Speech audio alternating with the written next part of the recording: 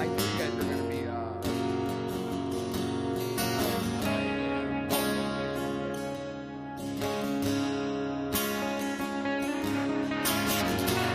No, bro, get out of your head. This is nothing but just like. I won't even start. I won't even start with you, bro. So. All right, I just gotta do this.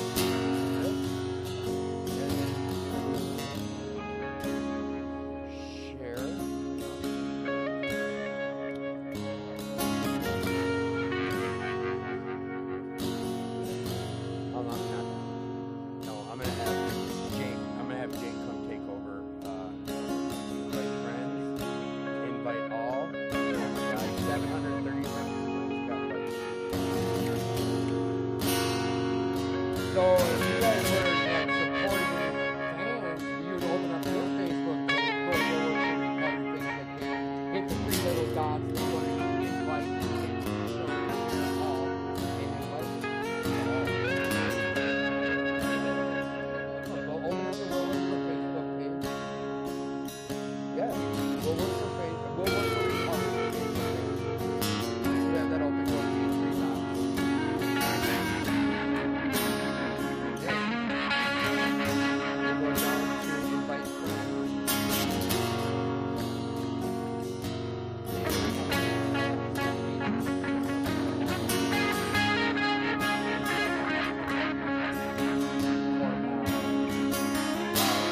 Gotta get this show started.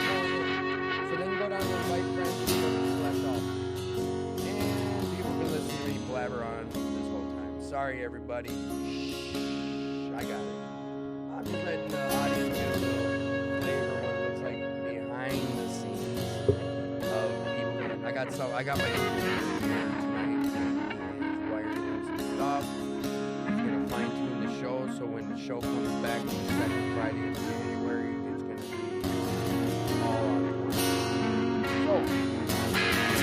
Welcome back to the Attitude for Gratitude podcast, everybody. Welcome back, everybody. Please share the show with everyone in your, you know what? Here's what I can do while you're watching the show on Facebook. And you go to the Will Work Recovery Facebook cover page. And there's three little dots. Tap those three little dots next to where it says message, favorite, little dots. Then you can go down where it says invite friends. Then you can go upper right and it'll say select all. Just tap that little button. And then you go down there to the invite friends. And I just irritated people. Yes. But like I said, let's turn off this music. That you know what? Eric, something just happened where music was not in my ear, now it's back in my ear, so that's awesome. We're figuring it out here, people. If you can't hear me, let me know. If you can't hear me, don't need to let me know. But we are back running with the podcast.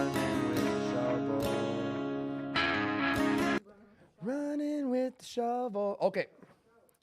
Welcome to a moment in my head. I apologize, everyone out there. So 2520 North 2nd Street, that's where we have this podcast. That's where I talk to you guys about some recovery. That's where I have people hop in here for 5 to 10 minutes at a time. And I just ask them some silly questions about recovery, about how you're doing, what your day's looking like, what your future's looking like, what kind of goals you have, how things have got to where you're at today.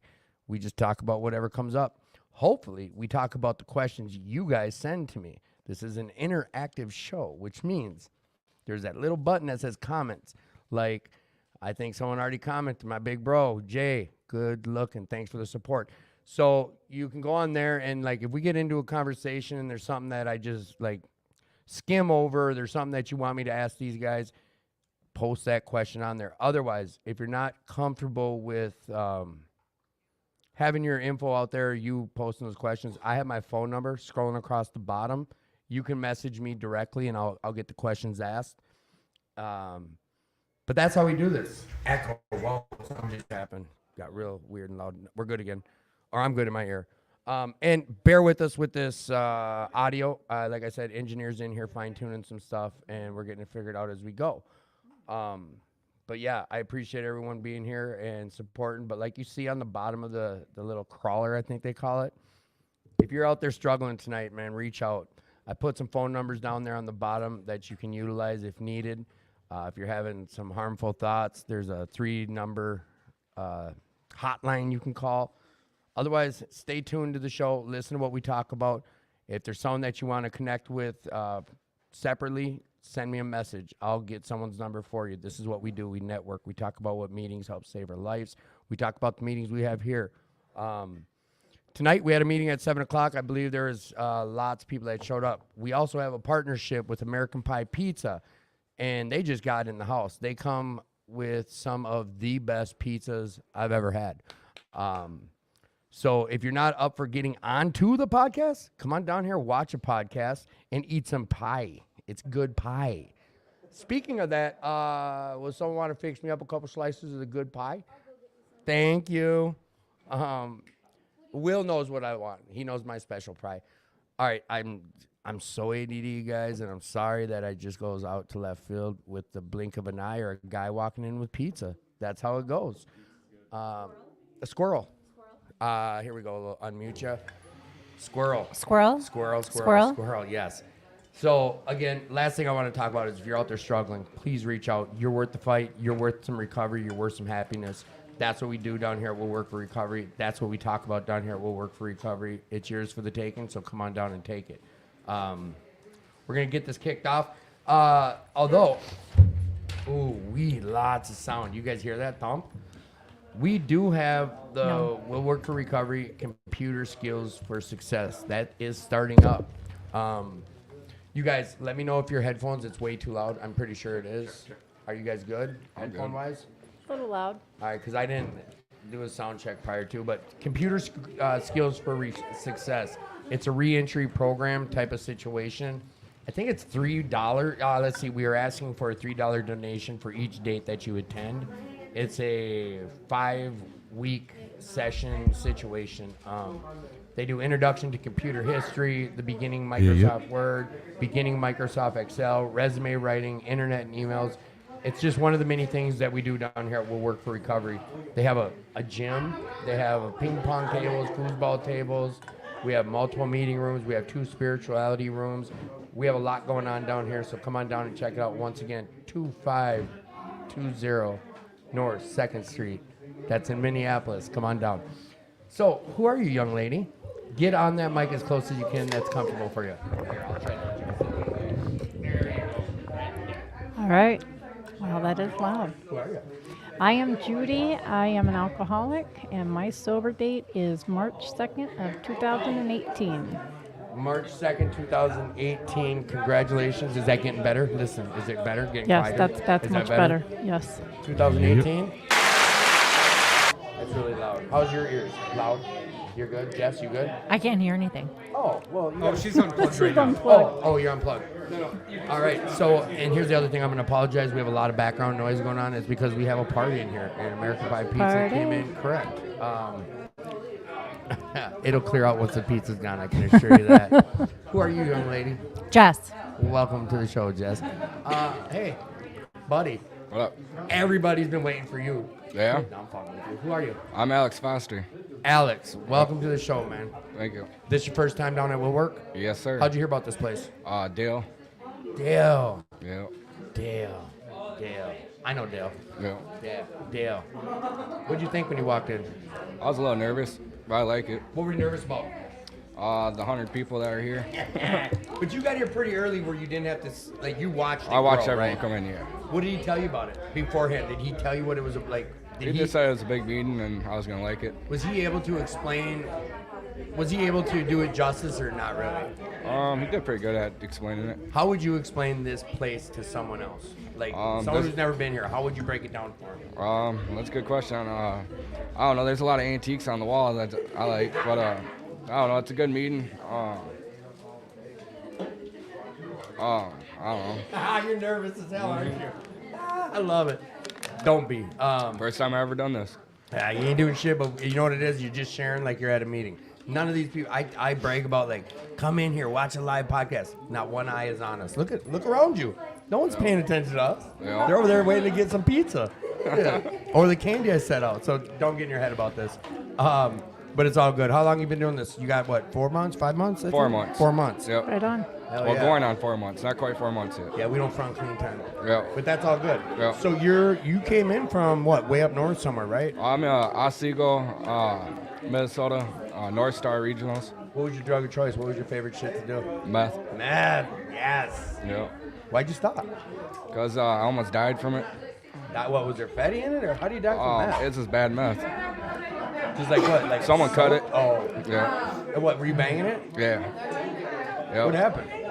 I ended up in the hospital with heart failure. So what you did? You blasted off and then just what, you black out or what? happened? Pretty much. And then my mom brought me to the hospital. Fuck, you did that at home? Yep. How was that? Like, how do you feel about that? I'm pretty sad about my mom having to deal with it, you know. You got a good relationship with her though? Yeah, I do. Like she supports you, huh? Yep. She's happy that I'm here. I bet. Yeah. Shit, did you tell her that you're gonna be on? No. Come on, dude. When you get home, share I 5 didn't minutes. even know I was gonna be on, so I didn't let no one know. I know. Dale told me, he's like, I'm gonna put my buddy on blast. I only have him here for a while. I brought him from way down in Otsego, but like, bro, don't get in your head about it. Like, you're lucky you're here, man. Yeah. Real talk. Like, people die doing. You know, you Yeah. almost died. Yeah, I had a couple buddies die from doing it. So check this out. Let me put something in perspective for you. What You're up? in here sweating and nervous. Yeah. Dude, you shot some fucking dope and I almost killed you. Yeah, I know. This is really that big of a deal? No. You see what I'm saying, though? Yeah. I know it's easy for me to sit and say that shit, but like over time, you'll relax more. Not just about the show, but with recovery. Like, Yeah. dude, the lengths we went for getting our dope, Yep. they ain't shit to what you're gonna do in these rooms. And sitting in here and sharing, basically, what you share could help stop another mom finding their kid from Yeah. what your mom found. Yeah. Like, go That's ahead. my hope, anyways. Yeah. So, did you get to share tonight? They call your number? No. Nope. Would you have? If they called your number, would you have shared? Yeah. Even though I'm nervous, I would have done it. What would you say? That I'm new here and that I've been sober since August 29th, 2023. We applaud that shit. Yeah. That's right. One day, especially some, like I said, bro, you died. Yeah. And you're here. Yep. There's a lot of moms that don't have their kids here today because they didn't get found. You know what I'm Yep, saying? yep. Not to get all dark on the show, but like, that's as honest as we can be on the show, and this shit gets to be fun. Like, Yep. you're gonna walk away like, I wish I would have said this or that, and I hope you do, and I hope you come back to be on the show. Yep. What do you tell someone who's out there thinking of coming to recovery versus still getting high? I'd say come to recovery because, man, that lifestyle is just not worth it, man. You know, How long were you out there doing it? 13 years. 13 years. Damn. Have you been in recovery prior to this? Yeah, it's last year. I've been in treatment 7 times. 7. Yep. What wasn't working? Going back to my hometown. So that just being around that before you had a set of tools? Yep. Right. Damn, they smashed that pizza. It's almost gone. All right. Then with that, like, I know you're nervous. Yep. I see you fidgeting. Yep. Will you come back on the show? Oh, hell yeah. All right. So tell the audience, what have you been grateful for? Like, what are the things that you are grateful for today? I'm grateful for sobriety, to have a second chance. I don't know, to be alive, man. Just to be here, be alive, Yep. breathing. Like, you're grateful for that. Yep. Thank you, my guy. I appreciate you. Go find someone to take your seat. All right. Boys all scared. What are you nervous about? A lot. Young lady, how long have you been in these rooms? What's that? Anyone. Anyone. Pretend they had a bag of dope on them. Bet you go right up to them. How long have you been doing this? March 2nd, 2018. Successfully? Pardon me? Successfully? Yes. Yes. Well, I was going to give you the audience clap, but if you're like, yeah, March 2nd, I came in the rooms. My clean date is like February 19th, you know what I'm saying? Right. Where did you start your recovery at? Did you go to a treatment facility? I did. I flew up to California and did a 2-week stay out there and found out I was... No, Exactly. Was it Malibu? That was the The place. commercials? The Malibu. What was that like? It wasn't like it says on TV. I did not know that about Judy. Malibu. You know, The night I called the 1-800 number when I had had enough, they couldn't they couldn't get me a bed here in Minnesota. And I told them if I didn't go that night, I was going to change my mind. And so the operator found me a bed in California and put me on a plane that night. Shit. That's I never knew that, Judy. Yeah. And I've had you on the show, haven't I? Yeah, How did we get that story out of her? I don't know. So you're there for 2 weeks, and then what? You hop a plane and come right back home? Yeah, 2 weeks in, I found I was out of network, and I panicked, and I was like, I can't afford this. That is out of pocket. Like your insurance doesn't pick that up. Right. So Do you remember what was the? Like, it was astronomical. However, they kept telling me, apply for aid when you're done. And I did, I was working in my own strength, and I thought there's no way I can do this. So I came home, and then I went to Hazelton outpatient and finished up my program there. Tell us what it looked like from Hazelton moving forward, like how your recovery went. I don't need your whole story, but just kind of a synopsis. Sure. Well, I'll tell you what. When I first got out of treatment, I went to a Tuesday night recovery meeting down at Serenity Village. And when I walked in there, my whole perspective of what recovery totally changed. People were having fun, they were talking openly, and there was no shame. And I just knew that I had found my home.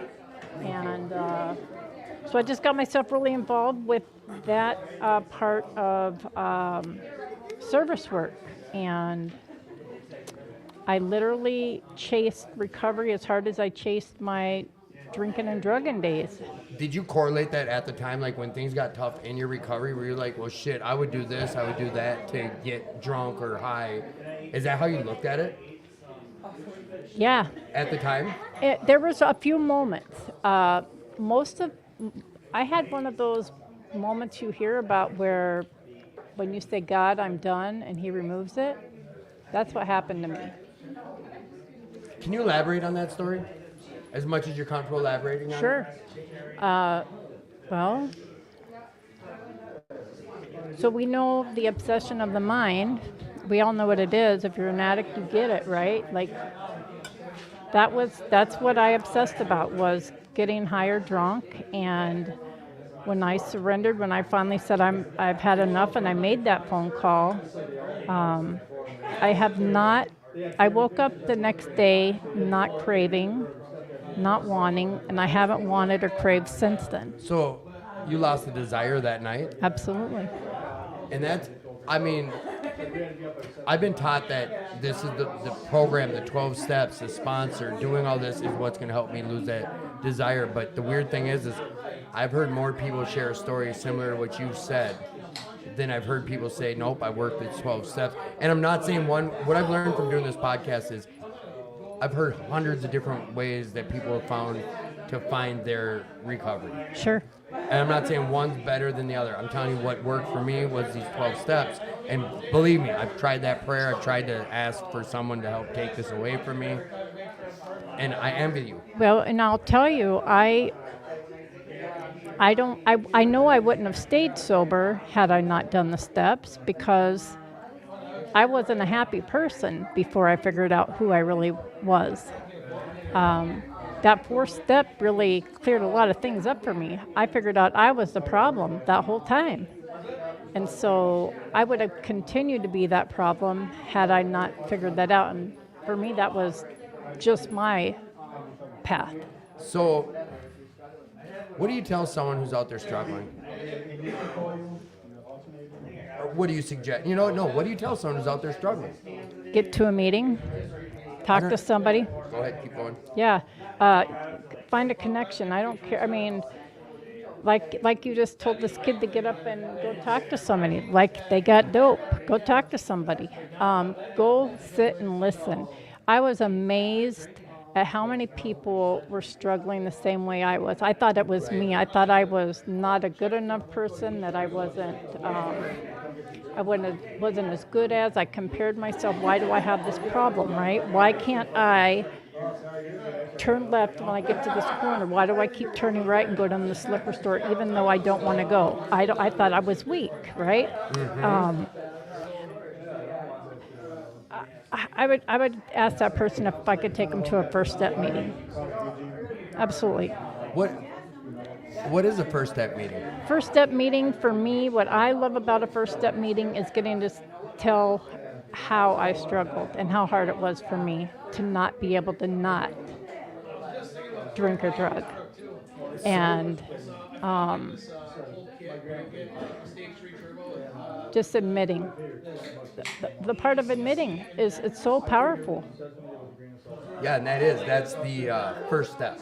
It is. To say in front of someone else, like, look, I have a problem, I can't handle this, I'm powerless. Right. And like once that happens, is that drops a lot of barriers and a lot of roadblocks for your recovery, right? Yeah, Absolutely did. Yeah. Well, I started getting truthful with myself, right? And that's really where it centers in our mind, and must get to the bottom of it. Smile, girls. There we go. Cheerio. Come on. All right. Well, and now we did photo ops. What does the beginning of your recovery look like? The beginning of mine? The beginning of your first recovery, ever. Oh. Ever. It was Who are you? Jess. The Jess who gets real close to her mic. Oh, hi. It was a little rocky at first, yeah, because I had no idea. I'd never tried to get sober before, so I had no idea what it looked like. I had no idea. So I had to ask for help. It was really uncomfortable asking for help because I had never, I had no idea. I'm not one of those people that ever asks for help. So that was a big step for me. I don't do that. I am a very independent person that doesn't do that. So that was very hard. I had to call my sister really strung out in the middle of the morning and say, I have a problem. I really have a problem and I need some help. And I think I need to go to treatment. Can you drop me off or take me somewhere? And that's what we did. She took me to Fairview Riverside, and I got admitted through the emergency room, and I went to inpatient right away. So it was your family that helped, your sisters. I don't know if I knew that. It doesn't matter, but Yeah. So you reached out to family. Yeah. So. And family helped you. Yep. And it wasn't perfect the whole way through. No. But you stuck with it. I did. Yep. I did the 30-day inpatient, and I had thought, I'm like, maybe I can go home and I can try to figure this out on my own, and I had no idea what I was going to do afterwards. And one of the girls is like, are you crazy? You're going to go home and try to bartend and live your life like normal afterwards? It's like, well, yeah, maybe. She's like, no, that's a horrible idea. And I was like, well, what else am I going to do? She's like, well, why don't you try to go to a sober house and try to do outpatient? And I was like, oh, well, hey, that's a good idea. I guess maybe I should try to do that. Maybe I should give that a try. So, yeah, I took suggestions, and I guess that's what Can you remember back, and Judy, this goes for you too, and who are you? Cheerio. Cheerio, welcome to the show. I know who you are, the audience doesn't. Yeah. And then when I tell you something like low key, they hear everything I say, like I'm a dumbass sometimes. All right, so Cheerio, this question's for you too, all of you. Take yourself back to when that time was when you first came in, or the week before it, and when you went to call your sister, or before you got into the rooms. What was the scariest part about that in your head? What was this scary thing about the journey you were about to take? My scariest thing was letting people know that I was living a double, triple life. Yeah. I think for myself, it was actually facing myself. It was what? Facing myself. I wasn't really worried about everybody else, but actually to look myself and say I have an issue, that was key. Changed everything. Yeah. That it was, oh my God, this is something I can't fix on my own, because I thought I could always fix my own problems, or that I could overcome it, or it was something that you know, I always thought that I was fine, and it would be another thing that I could, you know, I could overcome, and it would be another thing that would be okay. And it was something that, you know, it would be another problem that would just go away, and Because up to this point, I mean, I don't know you that well yet, but for you two, like, you guys weren't spring chickens. Like, you guys had lived quite a bit of life and had done everything on your own, and you did fix everything on your own. Like, Yeah. you managed to lead your life without telling someone, like, I can't do this, I need some help. Right. That, like, to where that step one comes in, admitting it. Right. yeah. Like, I think you alluded to it and you started talking about it. Like, you thought you could fix everything on your own because you had been doing it your whole life. Yeah. Right? Like, what is that change like? What is that like? Is that, I already know, like, that's a huge fear. And I know we have people listening who have never walked into these rooms and they're curious. Like, you said this right away, Judy, is like, we come to find out we aren't alone. The shit that we do, we're not the only ones doing it. Right. Our heads sit out there, like, when you're in the seats listening to this show and you haven't been in recovery, your head's telling, yeah, but they didn't do like this when they were high. Or they don't get it. They didn't do this to these type of people when I was getting fucked. I came to realize when I came in here and started telling my dirty, darkest Yeah, shit. right. Nobody cared. No, they That's didn't bat it? an eye. That's it? Yeah, basically. Like, I told some really, Right. like, I had to make sure statute of limitations were up when I told them Right. to make sure I couldn't still get in trouble for half the shit I was putting out there. For I'm sure. being serious. Yeah. But every single person that's ever been part of hearing that shit with me, they're like, and? Yep. That's all? Nobody ever had an issue with it. Background noise Yep. conversation's very loud shit. Yeah, we're getting a lot of, sorry about that, everyone out there in listening land. My engineer said by this time next month when we revamp those things, it's going to be a lot different because we'll have a speaker back there and it'll take away from a lot of the noise that you guys are hearing, background noise. And I apologize about that. I've gotten a few messages about background noise, so I'm sorry, you guys. All right. Shit. So then, damn, took me out of my groove. This fear of coming into these rooms. Like, I think you two can just both share about it. What was your big fear about coming into recovery? Cheerio. Oh, that's a very good question. I would say about coming into recovery, man. Oh, that's a tough question. My biggest fear, like, facing myself. You know, that's it. It wasn't admitting to everybody else. It was admitting to myself that I could not control myself, my decisions, my life. I was spent 30 plus years manipulating everybody around me to the fact that I didn't have an issue, Yep. that I could control this, and I'm better than the next guy. So I really had to face a lot of dark secrets. And once I faced them, a whole new world of who I am opened up. I've never been at more peace than I am right now. Every morning I wake up just absolutely excited. I don't want to go to sleep because I had so much fun during the day. So sharing the message is just the tip of the iceberg. Getting to experience it with somebody that has been in our position, that's where the real reward is for me. I just coming up on 3 years, and thank you. And it doesn't even really seem like it was that long ago. Just a bat of an eye. But if you look at the transition I've made in everything aspects of my life, it's huge. I just have to shake my head and applaud myself. Just never thought I'd be there. Right on. Yeah, Freaking awesome. thank you. Well, then here's the part in the show, Judy, where I give you a chance. Is there something I didn't talk about or touch on that you'd like to bring up? You know what? I just have to say I'm honored to be here. I mean, one of the things that I was scared about going into these rooms was talking because it makes me emotional, right? Like these are real feelings. But these two guys that have been here tonight, I feel blessed to be here to meet you guys. Thank you. Miracles. Appreciate it.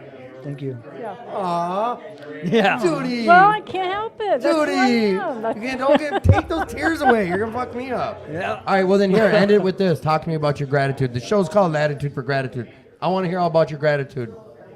Into that mic. Into that mic. Every breath, right? Every breath. That's like the whole gamut. It is. It's everything. The good, the bad, the ugly.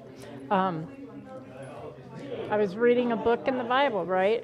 It's talking about how every river runs in the ocean day after day after day and it never fills up. Like, there's nothing new under the sun. And when I'm stressing out, all I need to do is remember nothing is permanent. Everything's been done before. It's all going to be okay. Keep doing the next best thing, and I'm going to be all right. I love you, Judy. Judy, I love you. Thank you. You're welcome. Thank Will you. you come back on my podcast? I will. All right. Hey, you guys. Hey, everyone out there. Look, I just got yelled at by Carolyn saying you guys are too noisy. I don't know how that looks. But now, one of you guys come take her seat, please. Jess, Yes. what are you grateful for? Um, Come on. You could say me. I get it. Yeah. No, seriously. What are you grateful for? You know what? I'm grateful for today. I'm grateful that I'm alive. I get to do these things today. I'm grateful for the relationships I have with my family. I'm grateful that I get to tuck Jude in at night. I got a little man that I get to go home to. He's so happy to see us. Judy, Jude. Yeah. I love you. I love you too. All right. Hey, someone who hasn't been on the show, I need you up here next. Judy, I'm sending your partner back to you. Thank you, Jess. We love you. Cheerio. Yes.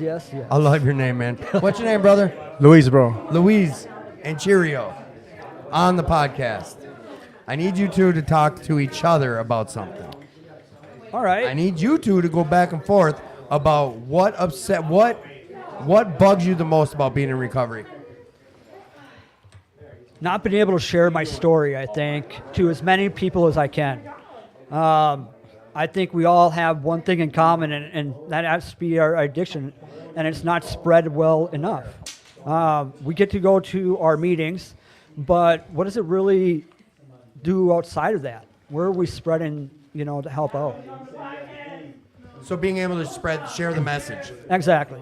What is there something that upsets you about being in like? There's something that you're not able to do that you'd like to be doing while in recovery. Okay. As I'm in a treatment, right? And when I was inpatient, I always say that I would like that treatment take us to places where people that doesn't use drugs are, so we can get involved with people that is in a different environment, because we need to change our world. So they are taking us to meetings and everything, and that is super good. That's super helpful. But at the end of the day, when you're going to become an outpatient, you are going to start hanging out with persons that they are not in recovery. Right. And then you probably can go back to your old world. And for that, to avoid that, use I statement, right? Use I statement. I get it. Yeah. And for that, I would like to. It'll be lovely for me if since before I go to outpatient, Yeah. I already went, I don't know, to a gym where different kind of persons are hanging out there. I don't know, like all kind of things, Right. No, I get it. Yeah. I'm right there with you too. Sure. Who are you? I'm Kanisha. Kanisha, get real up on that mic and be loud. Irritate me. No, Kanisha, welcome to the show. Have you ever been to Woodwork for recovery? Oh, no. Who told you about it? A couple of friends. What did they say? Were they like, we want to come to this one place? It's cool. What did they say? Like, do you remember how they talked it up? They said that we were going to go to this biker club meeting and it was going to be packed. A biker club meeting and it was going to be packed. Yeah.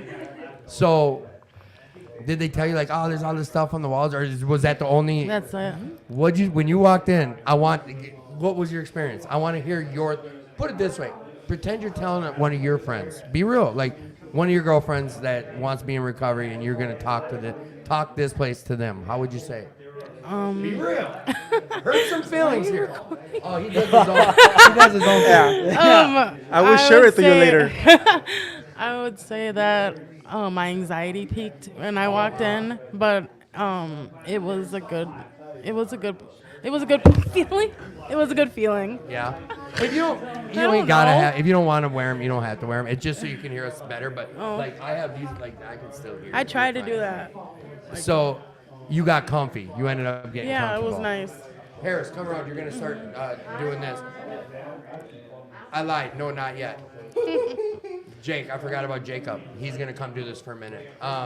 So, I had a question for the three of you guys again. Mm-hmm. This came in from a listener, and it is how long you been in recovery? 75 days. All right. Did you do who told you about it? Like, how did you decide to get into recovery? Legal reasons, kid, family, yourself? What was the reasons? Legal reasons, and I have 5 kids. I lost my kids because of my choices. And last year, I lost my oldest son's dad to an overdose. And then Sorry to hear that. Thank you. And then also my youngest daughter's dad died this month, last year. So you faced a lot of shit, Yeah. and a lot of that has to do with being involved. Yes. So you're like, I want to stop. Mm-hmm. Or you're like, the law wants me to stop. I want to stop. All right. I mean, and everyone's journey is their own. Like, Yeah. for me, it had to be me. But that's me. I've talked to people that legal reasons helped. Yeah. They caught a message. Somewhere along the line, they caught a message and it started working for them. But, like, only you're going to be the one who knows if this is for you or not. Yeah. Find some connections. Like, that was the best piece of advice someone gave to me was, like, find someone. Like, find someone that you can enjoy being around and become friends. And it's tricky in these rooms because not everyone's on the same path that I was on. All right, whatever. I gotta start going down some weird side roads. All right, how do you cope with shame and guilt? Come on, you guys. How do you cope with shame and guilt? How do you deal with it? Anyone? Come on. Shame and guilt. I started journaling, to be absolutely honest. And I've got to say, all right. So I have 3 journals. Okay. One is for the shame and guilt, where I write it down and then I tear out the piece of paper and then I throw it away, right? And it helps me express what I need to in that moment. And the reason I throw it away is so I don't keep reliving it, right? Then I have another journal is for my daughter. I write to her every day. You know, things that I can't say to her, put it in writing, just so I remember. And then we put it together, and then we'll make a book out of it, hopefully, you know. And so it just lets her know that every day, you know. And then there's just another one where I have like my daily log, and it has changed everything. My mindset, the outlooks I have, and mental health reasons, lots of them. How about you? I'm still trying to figure that out. I get down on myself really bad lately. You know, I'm kind of like new into everything right now, so I just draw for the most part. I try to do something to get out of my head. I work a lot. Like I go to group from 8 to 11:30, and then I usually just go straight to work. So I don't know. I'm still trying to deal with that because I don't know. After my kid's dad's deaths, like, and then I overdosed too, and I almost took myself away from them. So they don't talk to me right now. So like I don't know what to do. Hashtag goals. So yeah, I think that's probably the biggest topic a lot of us addicts deal with is shame and guilt. For me, it was for a while. Like I said, journaling saved my life. How about you? Well, the way I started coping with shame and guilt, brother, is understanding that I am a human being, that I have a weakness, that I didn't mean to do a lot of things or to hurt a lot of people around me, which is what made me feel shame and guilty, especially with my sons, my parents, you know, the couples that I used to have. So I understand I'm a human being and that I made a mistake. Then I understand that the past is done, and I cannot go back. All right, so I have to accept it. That. How do you get to that understanding? How do I get the understanding? How did you get there? I'm sorry. How did you get to the point of understanding that point? Because like a lot of times, Because I mean, I realized that it doesn't make any sense to try to say, oh, I made this, I made that. I would like to change it. Man, it's done. It's done. But I am not something different than everybody else. You know, I mean, I'm a human being. Everybody have some mistakes on our own life. absolutely. But some of our mistakes are more noticeable than other guys, right? I will always say this. I'm sorry if my English is not good enough. I'm trying my best, you know. You're doing a great job. Thank you very much. If I'm not expressing myself correctly, I will try. But yeah, what I'm trying to say is that I understand that everybody has a weakness, a mistake. Everybody is doing something that is not completely correctly because we are humans, bro. I mean, the only one that is perfect is God. Now, the thing is the next, for me, right? To make a mistake is not good, but acceptable. To don't learn about the mistake is what is not acceptable, and is what make me feel shame or guilty sometimes. So you're saying as long as you learn from these mistakes, You're doing good at that moment. At the moment that you're learning from the mistake and you're doing something to change it, you're doing good. I mean, the moment that you learn the moment that you learn that you're making a mistake is great. You are about to start doing something. Once you start doing something different to change that mistake, then you're a human being again, and use your power as a human being to start changing it and accept it that it's done. You cannot change what is done, but you can change what you're about to do. You can change what you are doing right now.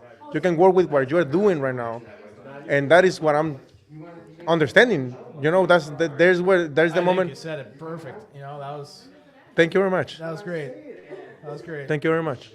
I got a question for you guys. What is something you had to learn the hard way? We'll start with you. What? What is something you had to learn the hard way?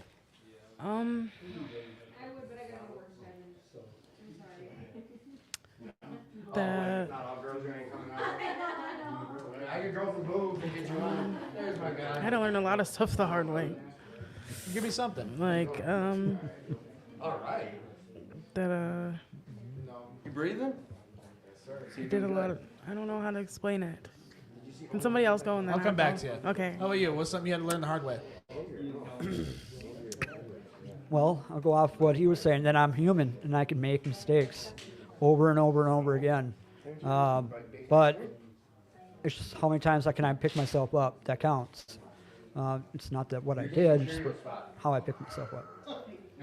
You had to learn that the hard way? Every time. Every time. You got a good example? Yeah, no, I don't. After you're gonna get his gratitude, and then she's coming up in his spot. All right. Whenever you're ready. Give me your gratitude list. Or just what is something you're grateful for? You know, attitude for gratitude. Okay, I am grateful that I found this particular meeting. Immediately walking in, the culture of the place is absolutely phenomenal and totally different from any other meeting I've ever experienced, and I felt at home as soon as I walked in. That's what I'm grateful for. Right on. All right, well, we'll kick you off and we'll get the next one over here. And then you're gonna boot him after. But, Gotcha. but let him talk a little more. And then What her. is something you had to learn the hard way? That I am not in control of everything, especially of my addiction. That's a tough one. Yeah, because you know, a lot of times that I say, I could leave this if I really wanted. I could leave this whenever I really want. And when I really wanted, I realized that it wasn't like that, bro. You know, I was trying to get rid of this thing, and I was still smoking this shit while I was saying to myself, why you still smoking this? So I learned on how it takes me a while, a lot. I mean, once that I lost everything and I say, okay, I need to stop with this, I realized that I was not in control of my addiction. That's really good. Really well put. Attitude for gratitude. What are you grateful for? To be here, brother, alive, in this country, in this county, especially, bro. I mean, So real quick, where are you from? I'm a Mexican. I'm from Tijuana, Mexico. Greetings, Tijuana. What's up, mama? Turn on the radio. Tijuana, sir. Tijuana. Yes, sir. Okay. Well, awesome. How you dealing with the cold before I kick you off? I'm sorry. How are you dealing with the cold weather? Oh man, I just can't do this thing, bro. No man, I just try to keep myself as possible inside of the house, you know, with the heat on and everything. I've been living in the tents, bro, these last 2 years, and I just, man, forget it, bro. Well, I appreciate you coming on. I love this state, bro, but not this weather, bro. I'm a chameleon. I belong to a dry, hot weather, bro. I hear you. This is not for humans. Well, hey, thanks for coming on the Thank show. you, sir. Appreciate it. Batters up, brother. So what do you got now? What'd you have to learn the hard way? That I'm worth it. Like you're worth it. Yeah, like I'm worth living a successful life. Like I don't have to be out in the streets. I don't have to be like just basically just allowing myself to live a life of shit. You know what I mean? Now that's good. That's really deep. Do you have an example you can give, or that you're comfortable giving? Well, I thought about it when you said something about the tents because I was in the tents and I was like struggling to be warm every night. You know what I mean? Like I was literally going and stealing hand sanitizer to heat the tent because it's, you know, it's clean smoke so you can have it inside. You know, it was just being out there was just hard. It was dirty. It was just a bad life. You know what I mean? I don't know how to explain it, but like. Well, your experience is going to help benefit somebody else. Yeah, Jakey, it was just. she's taking your seat after she gets up. And then you two switch back and forth. We'll be back. But It's like herpes. I'll be back. I thought that that's all I deserved because of everything that I went through, like because of losing my kids. I didn't feel like I deserved anything better than what I was giving myself. Does that make sense? Absolutely, 100%. But I realized this last time after getting incarcerated that no matter how bad I fucked up, like I am a human and I'm worthy of a good life and I can change things. Like I can change things, you know? Like I can change my life around and I can be a better person. I don't have to stay in that shitty life. That is fantastic, and that's a real heartfelt response, and I really appreciate you putting in a lot of thought into that, and like that was I got to see a different perspective on somebody that I have no idea what goes on in 10 cities and you know how people might feel down there, so really appreciate your perspective on that. You're welcome. Real quick, who do I got over here? Greg. Greg? Yep. And Jennifer, alcoholic addict. Jennifer, welcome to the show. I think we got okay. I'm gonna ask you what are you grateful for? Attitude for gratitude. I'm grateful for second chances. Second chances. Yes. That's awesome. Yeah. All right. Well, now we're gonna boot you. Go find somebody, and then I'm gonna rotate out. Okay. Thank you. You got your whole questions. What did you say? What is something you had to learn the hard way? Okay. I got girl dreams now. Hey, do you have to turn that like when somebody talks this year? Oh no, it's all around camera. Oh, you see? Oh. Okay. Yeah. Yeah. Hi, I'm Paris, and I'm the host now. You said Sarah? Paris. Paris. Hi, Paris. Hi. Okay, so what is something that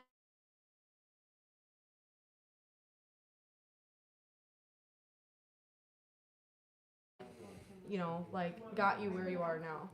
Somebody reached out to me and was real positive, and he's not here tonight. I actually was asking if he was going to a meeting. I went Saturday, I think this is the 7th day in a row for a meeting, and literally like he came up to me and he prayed for me, and I was like, and he was real positive, and he asked me if I wanted to go to this other recovery place. And so I've been talking to him every day, and it's helping me I was like real isolated with my job, which I'm not doing right now. But before that, I just friends-wise, no friends. All the friends that were drinking friends no longer existed as far as friendship. It just much. Oh, I'm sorry. I didn't You're mean- good. Okay. Yeah. Well, it's like I'll try to like get back to what I was talking about. You're good. It's just what like. I was just being interrupted. It's okay because I was trying to let you know, to not interrupt you. But so anyway, yeah, he's really helping me. Like literally, I was isolated, with my job, and like I'm not working now, but being a truck driver for 30 years, tractor trailer. Yeah. It started over the road, and then it's like no friend. It's so hard to meet people because you're always driving and working. And then when you come home, you work, Right. and you're always doing your dishes, groceries, and really no social life. You just work so much. I mean, it's like 70-hour week, and then you got another 20 hours on the weekend, to work just to catch up. So, yeah. And then when I did, a drink, and that's where it was like it got to where the loneliness got worse because I keep texting people when I'm drinking, intoxicated, and then texting them, 30, 40, 50 texts because I just go like for hours drinking and texting, and I'm like, I'll read them the next day, and it's like, just like to a point of frustration that I repeat the same thing every time I drink. And that's out of loneliness, isolation, and not meeting, anyone. So it's like I got to go to AA because I've been through the Pioneer House when I was like 18 or 19, Hazelden, and so it's been off and on all my life, and I'll go for months, I did for like a year and a half when I first got sober, like AA every day, but then it'd be like months like throughout the years. So I'm 60 years old, so months of like where I just no AA, and then wouldn't drink either, and then I'd go back to drinking, and so it's just been a repeat. And I got about 5 months, and this, I know, right? Here, we could All give a right. round of applause. Yeah. Sorry if that was loud for everybody else. Well, thank you. But okay, so what is your recovery like? What does it consist of? Like, what are you doing? Like, what got you here, basically? What got me here is I did 2 years in prison, did boot camp. I got out about a month ago. Nice. I ended up coming here right away, and I've been coming here almost every day since last month. Good group of people, just giving back. Nice. That's awesome. How about you? What got you here? What got you into your recovery? Bit of a trigger warning here. I won't go into too many details, but my boyfriend committed suicide. I was the one to find his body. Spiraled a lot. From there, was well into my 30s when all of this occurred and decided, maybe alcohol's not enough. Let's go ahead and start using for the first time ever. And I already at that point had made up my mind that I was going to be putting myself through treatment. So I was like, fuck it, let's go, balls to the walls. But grateful now to have almost a year of sobriety, but I've been playing this game for 5 years, so it's time to get serious. That's awesome, though. I heard you talking about having 1 year, and that's honestly a great accomplishment, to be honest. All right, well, we got a question coming in from a commenter, and it says, what does your recovery look like? Like, what are you doing to help with the consistency of your recovery? Are you staying in contact with people? Like, have you made connections? What are things that you do by yourself as well to keep yourself grounded and minded? Well, for me, I come to here a lot, pretty much almost every day. When I'm not here and when I'm at home, I text a lot of people, Facebook Messenger people, just to see how everybody's doing, just checking in, letting them know that I'm doing okay. And I just try to help anybody out that needs it. Oh, yeah. Okay. How about you, Jennifer?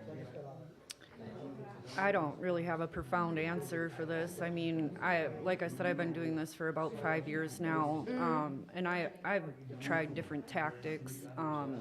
There was a point where I lived at my home group's building, wouldn't leave there. I'd sleep on the couch, pretty much just there 24/7 because I was too scared to go out into the real world.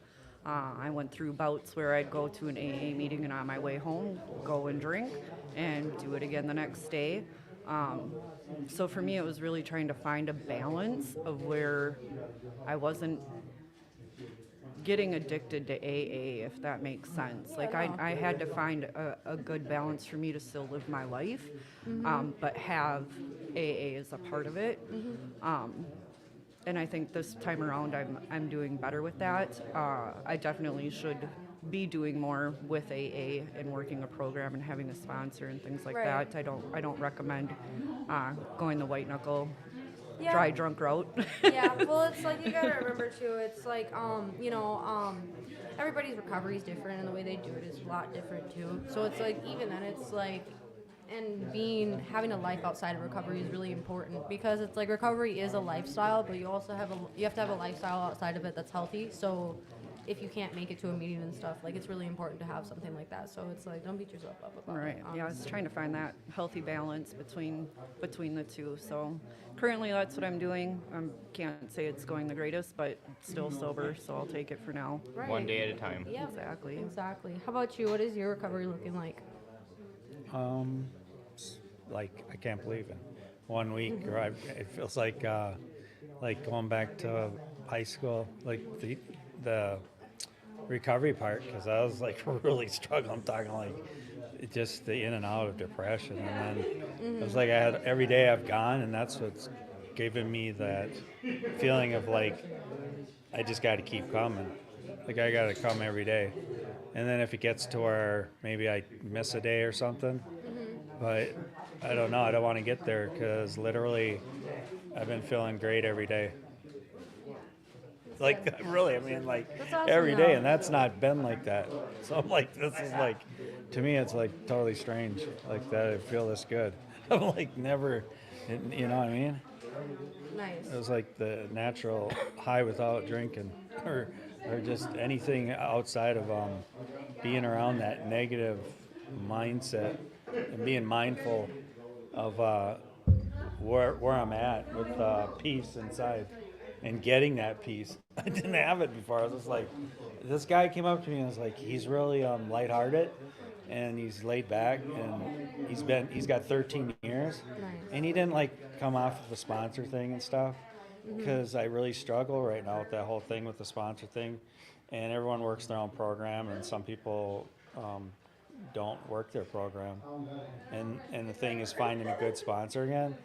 But like I've already went through all the steps, done all that, so like finding a sponsor where he comes in, it's not like he's taking somebody and just starting fresh. He's got to, pretty much come into like where I've already went through the steps. I know what's going on, but yeah, my other sponsors I've had, like some of them, it's like even if you, I found people in the program that are not working the program before when I was always going. Yeah. It's like I can't be around those people because of the fact that I'm not gonna be able to stay strong, Right. and they're gonna stumble me. So then, I think I find that everywhere I go with anything. I've found that in church before, and I found it like with my friends, and it's like it's just trying to find those people that are really working their program, staying positive, trying to help others stay strong and enjoy their life with joy and peace inside and the serenity,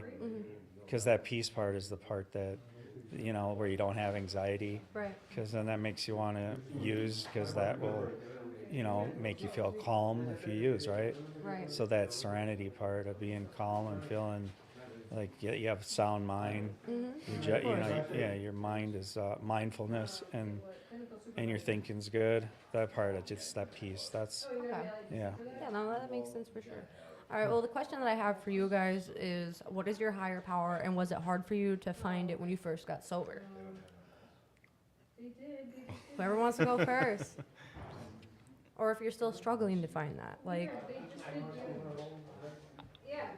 Go ahead. whoever wants. I feel like you're ready. It's at the tip of your tongue. I think he's trying to think of something. I still struggle with the higher power Okay. situation. Like I said, I don't have a sponsor. I don't work the steps. I get really hung up on that 3-letter word. Then I continue to struggle with it, which is Okay. frustrating because I Yeah. would like to move forward in my program, and I just really am having a hard time getting past that. All right. Well, you know, it's just like everything, like, it takes time, and that's for sure. That's why I thought I'd ask, because it's different for everybody. You know, some people found it and that's how they got sober. Some people are still struggling with it. And it's like you want to pay mind to everything because everybody's story is different.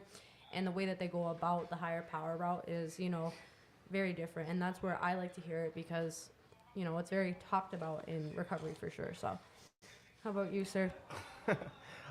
I have a hard time with that word too. I'm not big into the God thing. Mhm. So I guess my higher power is just, I don't know, just taking a deep breath, letting things out, and just say, let them be. Just let the things be. Mhm. 'Cause I don't want to try to be something that I'm not. I'm not going to say God, all this, that, and the other.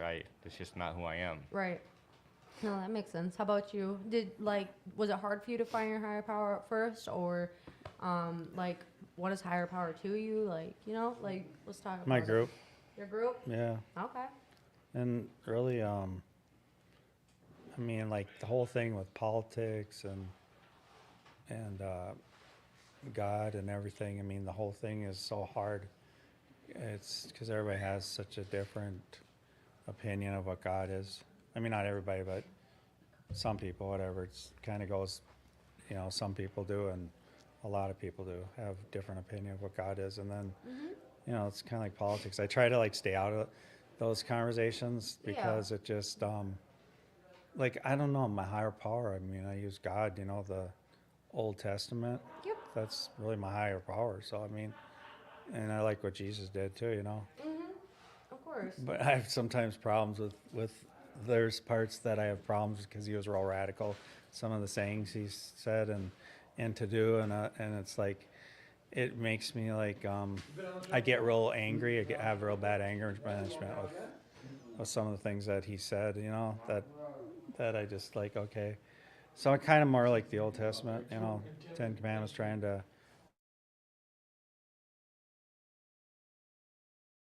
kind of use that real.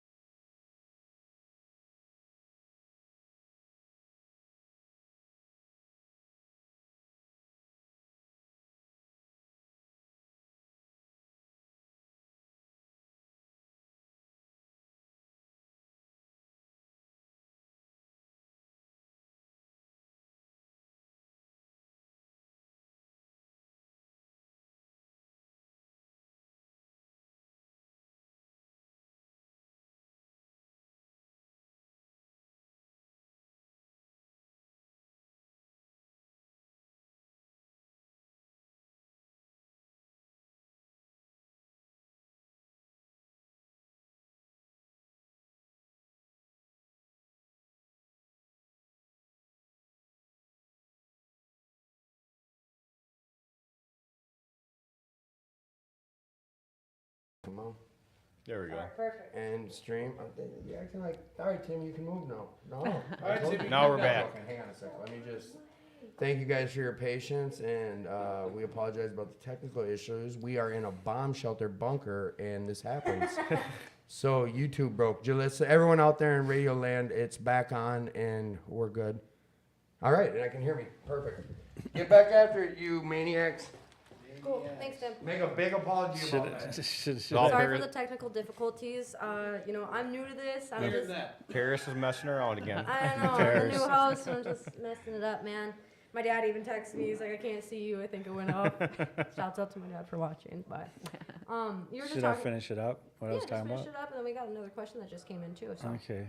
Yeah, so my dad, you know, he was alcoholic and he got, you know, he got abusive. They both mental and physical abuse from both sides. So it really destroyed me as a child. So that was the fact is I kind of felt emotional, like with the emotional intelligence that I had as a child, I felt like I was raising myself with those two. They were just driving me nuts. But they turned out to be nice folks, you know, when they got older, but it took them to their like 80 years old to get there. I feel like that's for everybody. Oh my God, You know, right? like I know. especially like the generation before me. That is because Yeah. like I'm the baby here. So, but all right. Well, we got another question here, and this actually came in from my father. Oh, no. And it says, "What was your biggest obstacle in the early recovery?" Anybody can take this. My biggest obstacle was myself. Okay. All right. Just accepting that I had a problem, that I can't do things on my own. Yeah. Asking for help. Because I'm somebody that doesn't like to ask for help. I think try to that's a figure really things out myself. I think that's a really big thing for everybody, to be honest. How about you? What was your biggest obstacle in early recovery? Just trying to work the program. Mm-hmm. I kept going the other direction. It was like I was there 13 stepping. I wasn't there for like, you know what I mean? Oh, man. I was there for the 13, right? I literally was. That was what happened right away. And I was still using. That's how bad I was. Okay. I was still smoking pot every day and going to the meetings. It Well, was hey, just at least horrible. you can be honest. It's an honesty program. here. Right? I know. So, I would say my biggest obstacle was just like going back on the higher power stuff. Is like for me, it was just like letting go of the power that I thought I had, and like giving it to somebody else, because it's like this is like my first time around doing this, and I was just like gonna put my nose to the grindstone. But it was just super difficult to just let go of like that. I thought that I had the power for sure. What was I gonna say? Who are people that you're connected with? Do you feel like you're getting connected well with people? Like, do you have a good support system outside of this, like family or friends that like you may have around you now? Do your family support what you're doing? Yes, my family's coming around. Like, they tell me it's not going to be an overnight thing. This ain't my first time coming through the doors of AA. So, and like they say, it's you can talk the talk. Now we just want to see you walk the walk. Yeah, put the action into what you're doing. Okay. How about you guys? Do you guys have support in like your program, family? Like, where are you getting your support from, or is it just like support from within yourself? Like. Yeah, go Jen! Peanut gallery. That was aggressive. Right? Coming from the cheap seats.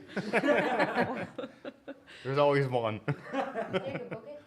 For me, coming into recovery was actually quite different with my family. I chose recovery. Nobody was coming to me saying they thought I had a problem. I've never had any legal troubles. I've never been arrested. I've never had my children taken away. I've never had any of these things occur. I suffered a trauma and took the wrong path and wanted to correct that. When I first told my mom I was going to treatment, my mom is an alcoholic. My sister is very much an alcoholic. So to my mom, comparing me to my sister, I did not have a problem with alcohol. I just like to drink, and that was fine because we're from Wisconsin, and that's what people do. You drink, and as long as you're not going to jail, then clearly you don't have a problem. And so it was very hard for me to like try to explain to her that even though I went to work and I didn't go to jail, that me and alcohol just weren't really friends. I'm the type of drinker that as soon as I consume alcohol, You just want to keep going. Well, it affects me. Yeah. Like, I can have 1 shot and be intoxicated. I can have 2 shots and be blackout drunk. But I won't stop Right. until the bar closes or the Yeah. alcohol is gone. Mhm. But I don't remember anything within 30 minutes. As soon as I drink alcohol, my speech pattern changes. I change, and I was just like, I'm allergic. I'm just allergic. Like, I don't know a better way to put it. As soon as alcohol enters my system, I change Mhm. immediately. Where some people can drink and drink and drink, and you would never even know that they've been drinking until, you know, they're a bottle in already. Yeah. That's not the type of alcoholic I was. I mean, I could be blackout drunk and drive a car and get pulled over and blow an 04 and have no recollection of anything the happening, following day, basically, yeah. and still be considered under the legal limit. So, Wow. That's yeah. wow. I've never heard that before. But that's awesome that you have awesome like, you know, you that you can be able to give yourself that like support, you know, because I think that's something that a lot of people lack first thing in like recovery is like having that support for themselves and like actually having that drive for themselves and like, you know, saying like, I want to correct this because I know this isn't right. Right. And that's amazing because, you know, that's the hardest part for a lot of people, like just acceptance of things and like realizing like, hey, you know, like I should do something about this because 1, it changes me as a person, and 2, it's just not healthy, and that's just amazing. And I give you props for that. Thank you. Yeah, I Mhm. had a friend that once told me that I was the most self-aware crazy person she'd ever met. So, Wow. But are you really crazy I'm if aware. you're I'm self-aware? I'm self-aware. I know, but I don't fix it or change it. But I'm aware of what I'm doing. Okay, but that's good though. It's How about awesome. you? What What? support do you have? Do you have I support? was just like I'm just smiling. I was gonna say something. It's awesome that you're sober. Mm-hmm. Yeah, Exactly. Because when you said 2, like 4, 04, whatever it is, that's like 0.0, that, like that's Oh, like 0.04. yeah, 0.04. that's not very much. no. I mean, I've never heard nothing like that. So it's awesome that you're sober. Nice. I'm sorry. What was the question? I'm sorry. What is? You're good. Squirrel. Squirrel. What support are you getting in your recovery? Is it your friends, your family, your your recovery group? Is it yourself? Like, where is the support coming from? Well, a lot of it's when you said myself, that's a big one right there. Is just because I have to do the work, and that's other support is the Fridley group that I go to, and the people in there that I've gone to off and on for years that I run into. But you know, I really don't know that many people there. On a I guess I just say it's more on an acquaintance level. Mm-hmm. So a lot of it's me, like I said, I'm doing the work. I'm back at it.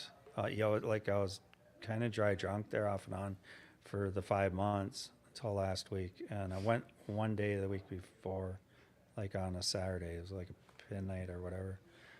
I think it was pin night. No, that was last week. It was the week before. It was the same place at Fridley Club. So the support, the family thing, that's really hard because like some of them are really tired and like, but it's on both ends where I've had to deal with them because I'm not a toxic person, but there's some in my family that are, and then I've had to go through all that with some of them. And then the other ones, I'm like, what is it? 4 out of the 5, well, 6 kids, but 5 out of the 6, it'd be 4 out of the 6 that are toxic, and my younger sister's not. So, or where I've had to deal with toxic, you know, incoming toxic. I call it pain infliction, you know, coming in, inflicted pain coming in, and you have to just like bear it, you know, knuckle it down and accept it, or tell them I'm not comfortable with what you're saying, you know, Right. and just move on, or just tell them that disrespect's a bad choice, and like you just really crossed having boundaries you should set, you know, you shouldn't like step out of bounds. So I've had to deal with that, and that's really, I don't have like great support in my family. Like they will talk to me, they will, you know, but I kind of don't really, like my younger sister's okay, but the other ones I've gone through it with one of my sisters. So the support with one of her, I finally was able to get through all her toxic stuff by me doing 100% forgiveness, and then forgiving them for myself.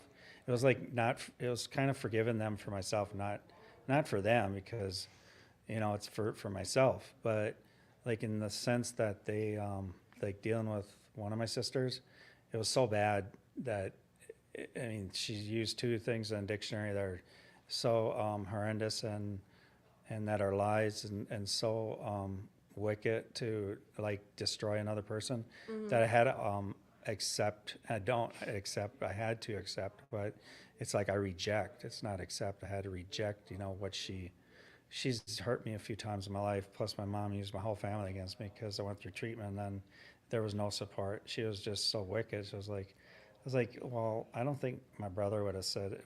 I don't think he would. I don't believe anything you're saying.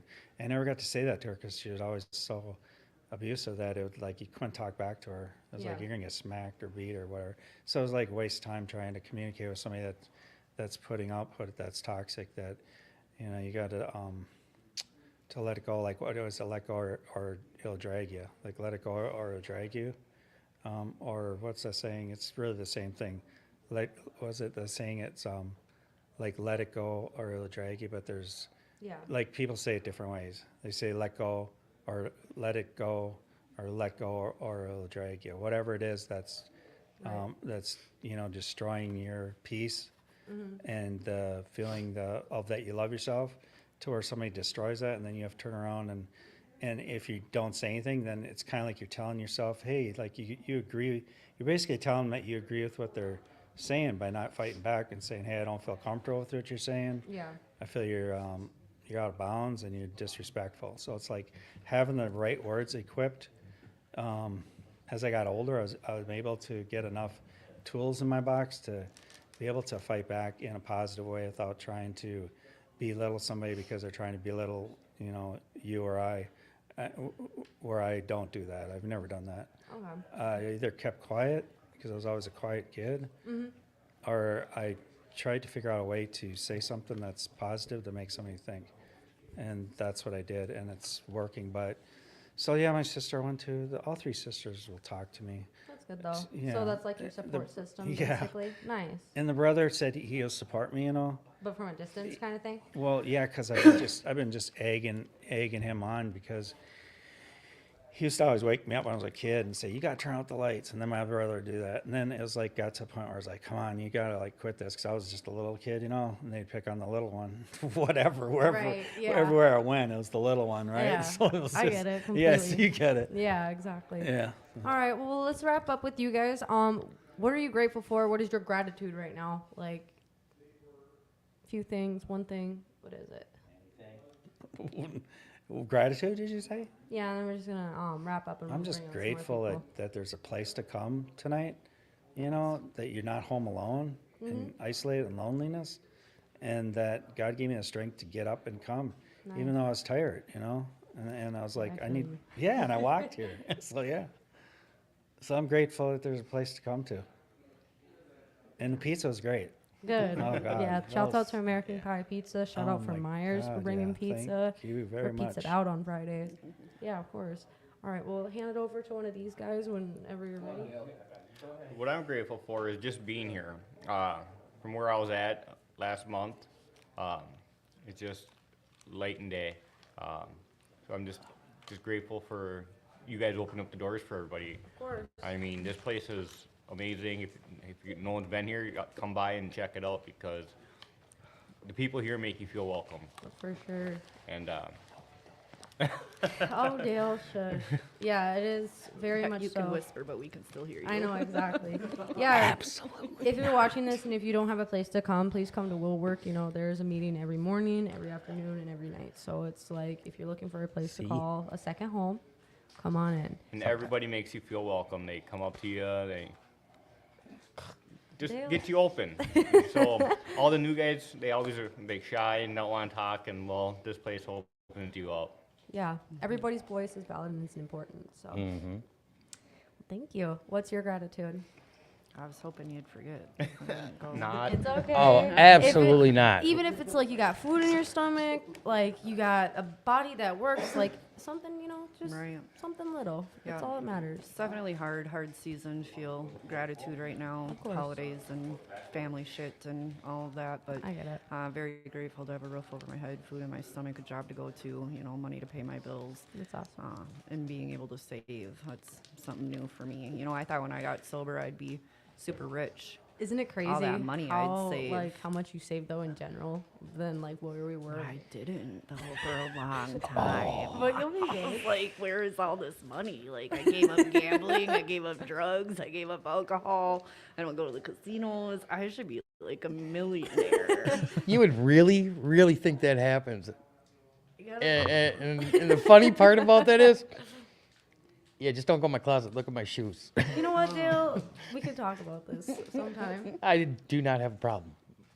I do, and I will admit it. I love I shopping. do not have a problem. I love shopping. I mean, and I consumerism love is my another shoes. form of Addiction. Addiction. Sure. unmanageability. Hey, all I will say is I'd rather just, like, buy food and clothes besides drugs. So. Exactly. I mean, at least this Least you have something addiction to show for is it. way better. Exactly.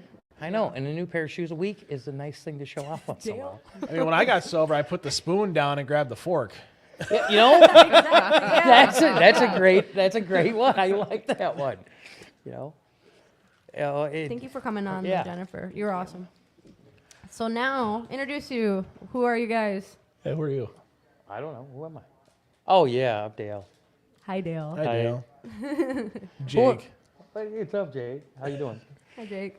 And I'm Paris. I'm still the host. What's Hi, up, Paris. Paris? Hi. You know, you're doing a great job tonight, Paris. Thank you. Really proud. If you guys weren't here for the meeting, Paris runs the meeting on Friday night. Yeah, come Oh, see you run me. the whole thing? Yeah. And I could say I used to run the meeting, and Paris does a great job doing it. I did my part for a year running that I meeting. heard a lot of people saying, like, thank God we got a new one. I know. You know what? And I was one of the people going, oh my God. I love Friday night meetings. They're one of my favorite meetings to come to. You know, it's ticket night. If you haven't been here, come on down and check it out. It is a great place to come to. It is awesome. Um, and you get to get yelled at by me, so And constantly yelling at me. I don't know why.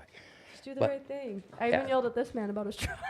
I'm so sorry, by the way. That was you the only way truck? Dude, I had an instant resentment against you. I was like, why did they wait till I crossed the street and got halfway into the building? but it Because it's fun when you walk all the way across and we look at you going, hey, he's going to walk back. Watch him.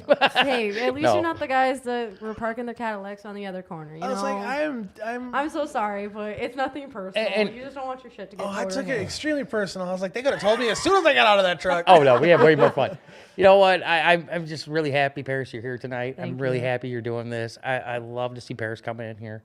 She does a great job running the meetings. Everybody that comes down here, I am grateful for.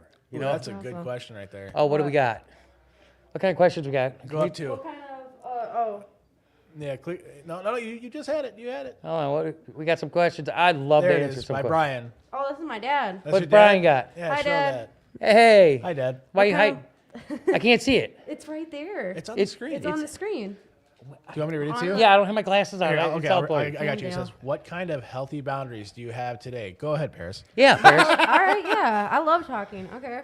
I mean, like, I don't talk much because it's ticket night on Fridays, and usually I would talk on Wednesdays. I used to Yeah. do Wednesday ones. Healthy boundaries, though, it's honestly for me, like spending time by myself, like making sure that I have that relationship, like with myself, because that's the major thing for me. Because it's like I don't like to just like be around like just anybody to like give myself the space to like kind of just basically like fuck up. You know what I'm saying? It's like I can't do that. You know, also just like having boundaries within like my family. Like my parents are like my supporters. My dad is my biggest one, obviously, because they're also in recovery themselves. So it's like I have my support that I need, and it's like, you know, it's hard because, you know, my sister doesn't talk to me, like my other family doesn't because they're still in active addiction, and it's just like I don't put myself in those situations to be around them because it's like they don't respect what I got going on or support it, and it's like, and that's one of my things too, is just like people that can't respect my sobriety and what I work hard for, I won't tolerate it because it's just like, I get it, it's your life, live it, but it's not my life anymore, so I got to do something like that. So you have had people that didn't respect your sobriety? Mm-hmm, for sure, definitely. Interesting. Because it's like, you know, growing up with, excuse me, addicts, you know, that was what I was comfortable with. I was comfortable with people that were in active addiction that didn't have a sense of control for themselves and like, you know, really just like wanted to like try to help themselves basically, like being around people that are broken. Yeah. I mean, it's amazing how used you get to chaos. Exactly. And I still look for chaos. And when Definitely. it calms down and gets, you know, I don't want to say easy, but it gets more natural, more, you get to be around more people that are more like-minded and more careful and cautious and trying to do the right thing. It's almost like you miss the chaos sometimes. Yeah, for sure. That's why. It's weird because, you know, you go to one part of my family and it's heavy chaos. I mean, on the one side of my family, it's alcoholics after addicts. And growing up for me, it was normal to go to a family function, come home smelling like cigarettes, booze, and I was a little kid. And that was just from being around it. Right. I mean, kegs of beer, that was common birthday party, items to have at Right. an 8-9-year-old's birthday. Right. Because the whole family was drinking and smoking. I still recall, and this is one of my favorite memories You as a had kid. birthday parties? Yeah. I didn't say I got presents, man. I did not. No, You I'm got joking. Some type of presents. Yeah, yeah. that you didn't want. Yeah, no. Wow, we're really going there. No, I remember my family had a party, and this is probably one of the funniest stories. He said, if my mom's listening, she's probably going to be turning red if I'm going to tell the story. Love you, Dale's mom. Yeah. So the cops showed up to my family's house. Oh, wow. And they thought it was like a high school party going on. They come into the garage. It's a bunch of old people sitting in a hot tub, drinking booze, smoking. That's the kind of parties my family had. And this was like what, your 12th birthday party? No, I think it was I think that was my sister's birthday. And they, my sister and them decided they were going to play games in the house with the parents out drinking. And yeah, you know how that all works out. Right. Someone starts drinking and someone gets drunk. You know, it happens. That's how my family history went right away in the beginning. I'm like, wow. Same here. And you start looking at these memories in the past and, all the things that happen, and now you can take it and look at it now and be sober, and it's like, wow. Yeah, I should have saw the sign. I should have saw there was maybe a slight problem when I had my first beer and went, wow, that tasted good. Really? You like beer? I always thought it tasted Oh, like you know what? And that should have been a sign right away. Or taking a bottle of Jim Beam and be able to drink it and go, oh, that was really good. That's a great chaser, chasing it down with a PBR. Oh my God. I should have known there was probably a problem there. I really want to ask, like, a messed up question here. Go for it. Like, You're talking PBR. Oh, and you know Jim it. Beam. Did these parties happen in a trailer park? No. Okay. Just down the street. No, I'm just joking.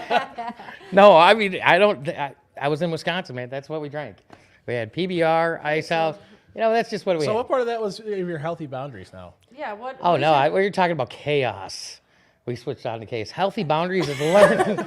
Wow, we really got off subject again, didn't we? This is what happens when you put all three of us in like a... It's so fun. It's like a little think tank. Especially me and Dale. Yeah. So now healthy boundaries, what I've learned is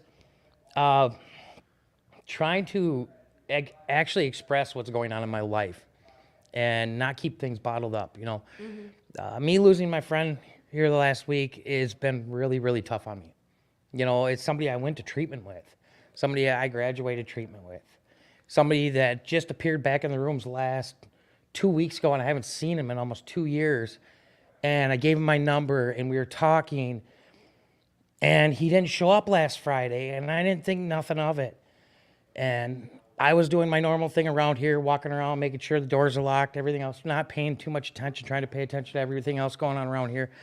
And someone walked in this week, and I asked him, I'm like, hey, where's my buddy at? And to have someone walk up to you and go, oh, man, I'm sorry. Learning to start to distance myself from things like that and learning to, not try to get too attached, which is really hard to do to people. I had one of my best friends showed up today. I went down, we picked him up in Otsego. He's at North Star in Otsego, and it was his first night coming here. Nice. And you know what the best part is? When he went to go home tonight, he looked at me and he goes, I don't want to go. I want to be able to come back.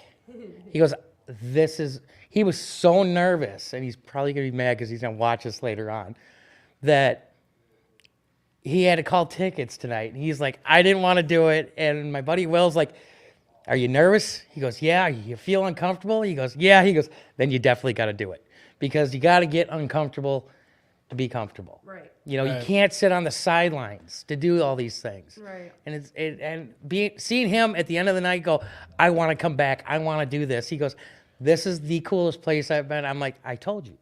This is what got me sober in the beginning. This is what keeps me sober here. And it's just learning to set healthy boundaries, learning to say no to people, which is really, I mean, Mandy can attest to that. Looking right at me. Yeah, I'm looking right at Mandy across the table like, she knows what I'm talking about. No is a word that's really hard in my vocabulary. Yeah. We actually just had so I'm Mandy definitely just going to join ask us. you for like all service opportunities to be like, hey, Daly, you want to do this thing? And In the very beginning, I had a rule that was told to me in your first year of sobriety. If anyone asks you to do something to deal with sobriety, like help host an event. I think the first time I really met Mandy was during the Walk for Recovery. That was two Walk for Recoveries ago. And Paul and Carolyn walked up to me and they're like, it's under your first year. We need someone to help run it. I went and got water. I went and got a tarp. I mean, I went and got everything we possibly needed. And Paul made this cardboard sign that just says, we'll work for recovery on it. And actually, I used that sign again this last one. I used the same sign. I went and bought my own pop-up tent now. We have a lot more stuff than we had the first year I did it. But that was the best thing, is learning to say yes to things like that. But it's when people are calling you constantly that they need your help, and you always want to be able to say yes, but you have to learn to set your boundaries, because you have to set personal boundaries for yourself to be healthy and sober. Because otherwise, I'll never sleep, and I barely sleep as it is with work. True. I mean, I'm the only person that you don't say no to. I'm like, Dale.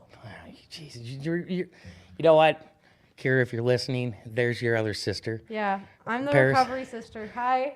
Paris is, it's nice to have a family in this.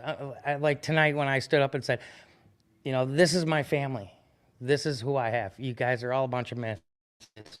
We're kind of like the misfit toys here. I love it.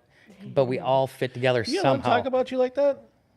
All the time. Yeah. Greg and Matei, group of misfits, man. If you ain't weird, you ain't my friend. Exactly. Exactly. Seriously. Them's my people. That's just how it works here. I mean, and if you can't jump in, you can't interrupt, you're probably going to be sitting on the couch for quite a while until we realize you haven't said something, and it's going to be a lot worse if you don't say something before then, because then we're going to go, so what's on your mind? What's going on? And we'll look right at you and go, Oh, see, I wait until people are alone. So. Oh. You know what? Conveniently, Yeah, hold look- on. This look who's gentleman here. just walked in the door. Oh my God, come on in. Who are you? What's going on? Hi, No, this Bill. is Hey, great. Bill. No, but I like the gentleman that I gave Oh, a yeah, ride you wanna home share my to seat? tonight after the meeting. He had to get back to his sober house for his Check-in, curfew. check- Thank you. Words are hard. And by the way, my name's Mandy. I'm in recovery. Hi. Hi, everybody. Mandy. Hey. She popped in when Dale was talking. Yeah. So. Sneaky. Anyway, but it's in those small, intimate settings that I enjoy connecting with people, because it's nice getting to speak to people in the rooms, right? And getting to share and getting to hear other people talk. But for me, connection is getting to know who people are. Like, I tell everyone I can't do small talk anymore. Don't think you're going anywhere, mister. Brian. Don't let him slink out of here. Brian. Bye. You mean Bill? Brian. Bill? Was it Bill or Brian? Call him Bill. Chad. Call him Chad. He loves Brian's that. Chad. Anyway, but I can't do small talk anymore. Like look at the weather out there. It's real weathery. I can't do It's that. real Never seen- weathery. I don't do it anymore. Like, that one sports team's doing good and the other one's doing bad. No way. We love those guys. No, we hate those guys. I don't do that stuff anymore. I really just can't. Even though I do love my bikes. So is that a boundary now? Like no small talk? I just don't gravitate towards it. I don't play into it. I don't feed into it. I why- can do that at work. And I hate doing it there too. I do. I hate doing it at work. I seriously do. Well, that's why I get thankful for this podcast, because I've actually gotten to know Mandy a little bit more on like the podcast, and like some other people too that I don't really get to get to in the rooms, because there's so many people all the time. Like it gets busy for sure. Right. So Well, and remember that not all meetings are the same, right? So we have our really big meetings here at Will Work, which are fantastic, right? I love it. But there's also smaller meetings that are held at Will Work and other locations as well. So if you find that you get a little bit lost in the big crowd, you can go and you can find those smaller groups, or if you're looking for like a big book study, or if you're looking for a just for today kind of meeting, whatever it is that you're seeking out, it's out there. There's so many different types of meetings out there. So yeah. keep looking, man. Let me tell you, if I found a bar I didn't like, I'd sure find the next one that Exactly. suited my fancy. So I do Yep. the same thing with meetings. Exactly. What's your like healthy boundary right now in recovery? This was a question we got like a little while My back. healthy boundary in recovery. So Dale was talking about being able to say no to people. And that's been one of the biggest things for me is I still like to remain helpful. However, I used to provide help to everyone to a point where I was an enabler, not a helper. Right. I would not be doing things that were healthy for them or for me. And you know, I love enablers. I think we all do. We're going to get along just fine, then, let me tell you what. It would do just fine. So for me, it's trying to find out, am I truly the right person to provide the help that is being requested, right? And because there's so many false prophets out there, and I used to be one of them that just talking to hear myself like, yeah, okay, now I'm on this soapbox, let's go. And it's like, I don't need to be that person. I was talking to a sponsor, and I was like, and I'm trying to say this for advice, and she's like, well, that's your problem, is you're trying to give advice. That's not what your role is. You know, when you're working with others, we're sharing our experience, strength, and hope. So I try to operate out of that place, and that's where I think my boundaries are established. So if people are coming at me, and I like to say coming at me sideways, right? If they're coming with intentions that are not pure, if they're not true to the program, or if I see someone that even if they don't realize they're lying to me, they're too busy lying to themselves. Right. I have to step away from that because that's not where I'm in my recovery anymore. I need to have something that's genuine, that it comes from honesty. I was telling the gentleman tonight, vulnerability. It's hard when you've been out on the streets or run with certain groups to show your vulnerability, but in recovery, that's a superpower. That's what makes us connect like crazy, right? Yeah. It's like all of a sudden you're like, you're vulnerable too? Oh my gosh, you're a hot mess in this situation too? Yes. Oh my gosh, we can be friends. This is amazing. So I look for that in people. I look for the people that are not just people that are the loudest in the rooms. I look for the people that maybe they're quiet, because I've chosen to be quiet. You don't hear me talking in any of the meetings, right? Yeah, no. But once I get on here, I'm like, you can't You're shut like, me up. you I'm got like, it. ah, you know. See, so the most I've ever heard Mandy talk is either on here or just in a women's group. Yeah. Yeah. Which I'm thankful for. But yeah, okay, yeah, that's cool. What's your healthy boundary now? What do you I spent got? all this time thinking, and I'm like, you know, I don't want to steal their answers, but somewhere along those same lines. But I think one of the other big healthy boundaries that I had to, to step away from a really good answer that's been given.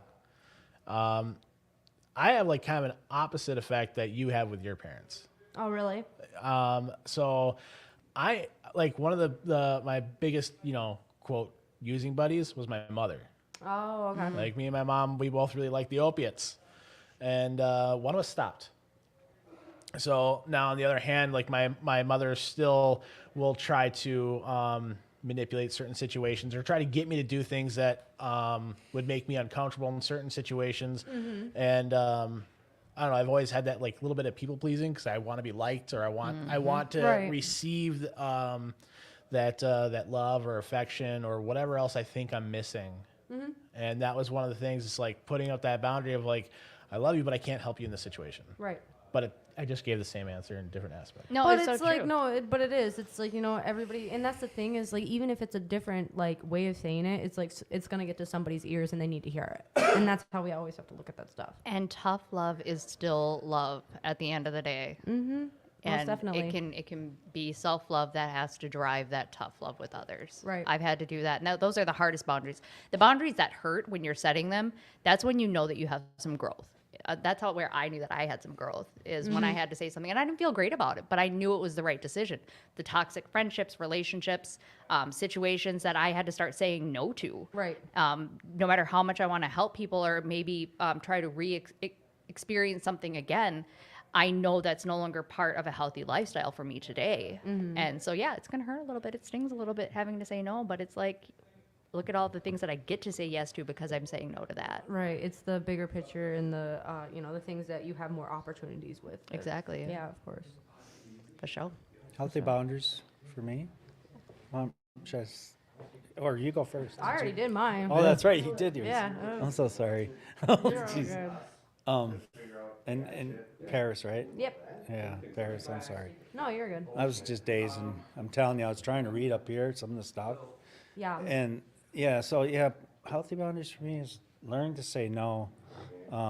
Definitely, I have to. I mean, I've always been taught it's a selfish program, and setting boundaries, you have to set them.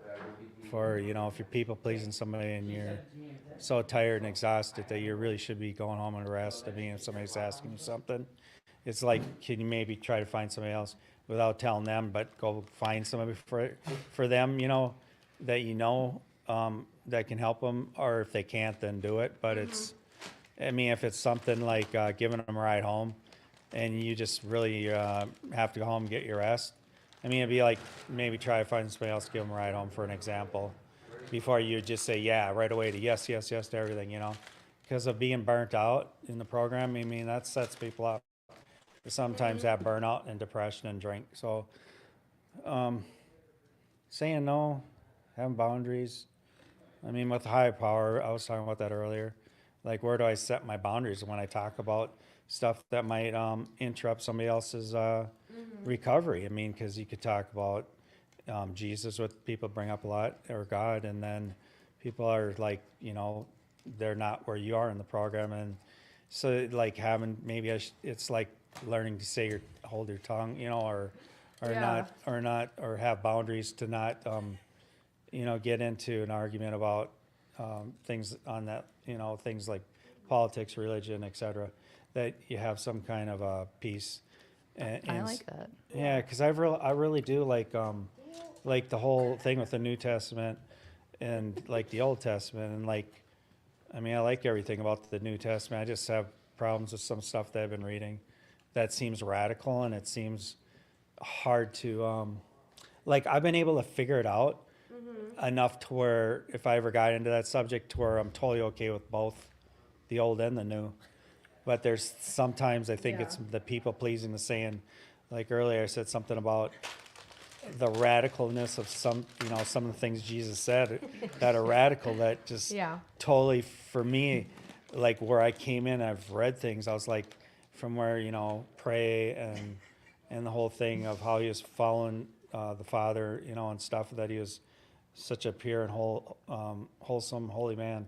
And then to read like something that's, or been told, and then read something that's, to me, is radical, like, and I'd be like, whoa, like that's so, like, just love your enemies. That's, you know, because look at some of the stuff's going on in the world, and you're like, love your enemies and try to be that person, and like, you know, just, I mean, think of Jesus. When I think of Jesus on the cross, it's like when he said love your enemies, it's like he got put to the test. And then I was like, I mean, is he going to go like, come here, you know, I want to hug you, you know? It's like, oh my God, you know, does that mean he's trying to say that, you know, while he's being crucified? And so the whole thing with love your enemies is so hard to wrap your mind around, you know, because I get that. Yeah, because you love you love yourself, but you're really by just loving them and being hurt by somebody, and you're loving them, you feel like you're just being walked over like a blanket, and you're just being trampled over and run over, and kind of, it's like, if you don't fight back, it's like you're saying that you're okay with that. And that's No, like, you don't have to fight back. One of the big things that we're but- taught in recovery, especially in the big book, says that when people step on our toes, we look at them as someone with a sick friend. A sick friend? Yeah, you look at them as a sick friend. You grant them the same amount of tolerance, love, and patience as you would if someone, say, they had cancer. Because if someone had cancer and all of a sudden, like, they throw up on your shoes because they're sick from their whatever's going on, you wouldn't, like, turn around and be like, you know, what are you doing, blah, blah, blah, and freak out on them. Right. You would treat them with love and tolerance. Yeah. Now, at the same time, when someone steps on our toes and, you know, it's going to, you know, affect you in a certain way. Intentionally, right? Yeah. Especially intentionally, because if they're doing it intentionally, we have to look at them as like they're still spiritually sick. They're sick. sick. Still spiritually sick. Right, spiritually sick, exactly. That makes sense. No, I'm glad you're talking, because I'm still trying to learn about this whole Jesus thing, and I'm like, I'll run into that part, like, love your enemies. I'm like where, like, how is he saying to apply that to life? You know, and basically the way I understand it is through, you're kind of just sacrificing your own emotional, like, well-being by accepting somebody that's inflicting pain on you. You know, that's like, then you're loving your enemies. And I really struggled so much with that, but I've been able to, like, let it go and and try to learn more. Like, what is he really saying when when he says some of the things he says? I mean, that's kind of like, really, that's otherwise I don't feel he's really said anything that I know so far. Like, I don't know everything that he's ever said, but so just what? One thing. So when I went with what you're saying about the love your enemies, Yeah. holding space for people with where they're at and understanding. Just so in myself in my recovery, when I was in the worst of my sickness, in my addiction, I was a mess. I hurt people that I loved. I hurt myself. I wasn't held accountable for my actions. And when I see newcomers coming into the rooms that are showing those same behaviors that I did, I can hold space for them instead of chastising them because they're not where I am. Oh, that's so To helpful. put that into perspective, right? So, and even people that have years and years, let me tell you, being sober does not make you less of an asshole, people. We're just going to make that very Sobriety clear. is not recovery. Thank you. Preach. So, knowing that though, people that are sick in their own way, people that are narcissistic, people that are passive aggressive, people that have other addictions that they haven't met that have nothing to do with substance abuse, whatever that may be, whatever character defects they still hold, if they resonate with me in a certain way, first of all, why is anybody considered my enemy? Is where I go from that. I don't consider anybody my enemy. I just see people that are for me and people that are not for me. You're not a good person and a bad person. You're just a person that's going to be part of my tribe or someone that's not going to be part of my tribe. And that can change. People can change. Can I be in your tribe? For sure. You mean you're not already? I thought we were like almost Facebook friends. This is like a thing. Don't tell Tad. Like, oh my gosh. Oh my gosh. Is there something I didn't know about? Am I lost? There's lots that you don't know about, Dale. Well, we don't have time to catch you up. Just It's, sit all, there it's, and look it's pretty. not like a 5-hour show. How about Right. how's that, like, where you tell yourself, like, I'm likable, I'm lovable, and then you're like, if you've ever been abused by anyone, you're so, like, you're so, like, where you're in agreement with somebody or disagreement. It's like you're saying something literally that is a lie, and, like, I love myself, and now you're inflicting pain on me, and that's where I struggle. Like in a situation like that, to where I say, "Oh, come here, man." I literally come here. But the other day I was imagining it's like blowing him a kiss, and just like, because I was thinking that because a couple of guys where I worked at once were abusing me, and I was like, and I was already in my 30s, and I was like, I was so mad, but I held it inside because there was my vehicle, and I thought, well, they can just pop my tires if I'm gonna say something back, mean. And I was like so mad and just wanted to, but I just held it inside. But I had like a new truck, and I mean, it was almost a new one. I was like, so I was, just, that's all I was thinking about is like what they can do to my vehicle when I'm gone. So in those situations, I take myself away from those situations. Yeah, where exactly. there can be harm done upon me. Yeah. If I feel that somebody is not safe for me, Right. why am I continuing to put myself in that situation? Same thing with my substance abuse. Why am I going to keep pushing myself back to something that keeps me sick or keeps me hurt? So that's where I have to distance myself. I can love everyone. Doesn't mean I like everyone, but I'm going to love some people. And I'm going to use my cousin for the day, but I'm going to love some people from way the fuck over here. Yeah. Y'all can stay in your corner. I'm going to stay in mine. I love you, but I want nothing to do with you. And See, I have that's people in my kinda- life like that. I get that because it's like with like my family that isn't like my intimate family and stuff. It's like, they're my family and I love them. But do I- Unconditionally, or are you really? Yeah, It's just- unconditionally, yeah. Well, it's That's what you mean. family, so it's like an unconditional love, but it's Yeah. like for me, it's like, I love you unconditionally because like by blood, like you are my family and I love you. Do I have to like what you're doing? No. And do I have to respect what you're doing? No, but I still love you. And that's where we're holding space for people with where they're at. Just like we Exactly. hope that people, because I'm an addict, and let me tell you, there's people that don't hold space for me. And I've got a few years under my belt now, and, Right. and they still see me as whatever they choose to. What their opinions are of me have nothing to do with me. I get to be who I am, and that's my integrity, and that's where I operate out of every single day. I'm proud of who I am. I work from an honesty program. That's so good. And Thanks. it's a spiritual program, and I hear you're really diving in on to your spirituality through religion, which is beautiful. I find a lot of things in the scripture that resonate with me, and I look into a lot of different sources. It's a spiritual program that we work in, and we find our spirituality in a lot of different ways, whether your higher power is God or Jesus, Mother Nature. People joke about your higher doorknob, whatever that looks like. Whatever it is that helps you find that connection with what I would call the source. What? No. Would you knock it off? You go find your doorknob. I'm going to show drank you a another- doorknob real quick, He Dale. drank I'll show you another- my spiritual doorknob, buddy, okay? I actually sell doorknobs. Hold on, I'll be right back. Give me 1 second here. But I mean, I've got business cards. you got business. But I mean, whatever it is that people find that connection, and that's I think that like I like that you bring religion into it, because that is something just like politics. People go toe to toe. I'm right, you're wrong. Why does anybody have to prove a point here on this, right? Yeah. If you're finding your higher power, if you're getting spiritual and you're becoming the best version of yourself, Yeah. I'm not going to chastise you for whatever helped you get to that point. Right. Oh my gosh. Dale's comes really back on one with the- tonight. It's like drink, we like, all got a free will to like what we like. I wasn't kidding. I sell doors Absolutely. and door I accessories. love it. I Oh, love it. hell yeah. And look, That's beautiful. That's Spiritual beautiful. doorknob. So Here I it mean, is. so probably tell you all about Hey, it all this comes. whole unconditional love, though. Oh, I didn't mean to interrupt you. No, I was so I was just going to say, what's the spirituality, religion, whatever you want to call it, whatever it is that gets you to where you need to be, and I think that it's something that they talk about. We'll use the scripture talking about a mustard seed, right? Mm-hmm. That's how we're planting the idea. We're not going and knocking on people's doors and telling them, "Oh wait, do we have another guest that wants to come in and say hi?" No, come here, come here, give me a hug at least. Cat's here. I got pulled in. I got wrangled. Totally twisted my arm, I know. You want to just say hi into the microphone? Come on, Cat. Sit down for a Cat's second. amazing. I love Cat. Yeah, if you've got more questions about like how to handle certain situations Yeah. and like recovery based questions, I'd be happy to like sit down and talk with you about them and Okay, you know, try to thanks. give you a rundown of Yeah. you know, what you can learn in recovery. Oh, thank you. Yeah. No problem. You know, we were talking about unconditional love, and I figured out, like, to me, what unconditional love is. I hope somebody asks that question someday. What is unconditional love to you? And I journal a lot, and what it is to me is not inflicting pain onto somebody that's inflicted pain on me. You know, or try not to, which I already have verbally with my sister before, because she was verbally abusing me.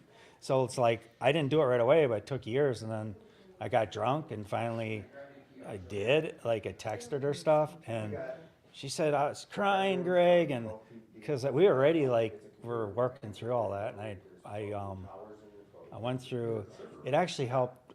I think that's where it got better, because when we had our conversation, she went into that as far as, like, apologizing for what she had done.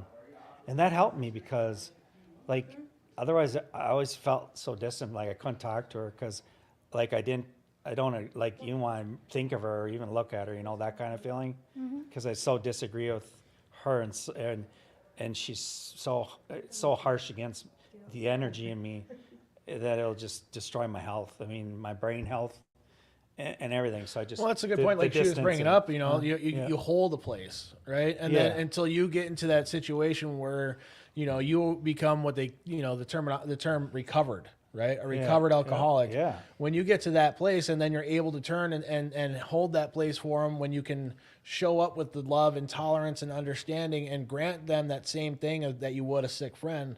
Yeah. You know, until that time comes, you have to protect your you know, where you're at. I know, and that's what I was doing for years. But I did go work through that, and like now I can talk to her, and she doesn't bother me anymore. It was like literally she really saved my life, because I had COVID, and she showed up with my other sister and my cousin from Florida, and she said, "Do you have an oximeter for the finger?" And I said, "No," and I got one, and literally it was like about 4 a.m, and it dropped below 90. It was in the 80s, and I would have just. With me, I would have just went back to bed, you know? And it was really a medical emergency, because I think it's under 80 is where, I can't remember what happens to you, but literally, I drove myself to the hospital and got on oxygen. I was running down the hall, literally running, because I was hyperventilating, like just trying to get air, because I couldn't breathe. And then they put me right in a room and got me right on oxygen. I was there like almost 9 days. If Mandy's gonna leave, we do on, need her uh, gratitudes oxygen, though. Nose oxygen. Come on. You gotta do your Do you gotta- gratitudes to leave. You gotta Do you tell us what? what our gratitudes are. for Oh, Celine. sorry. What about the other girl? We're gonna get her up Oh, on too. She'll come on another time when she's ready.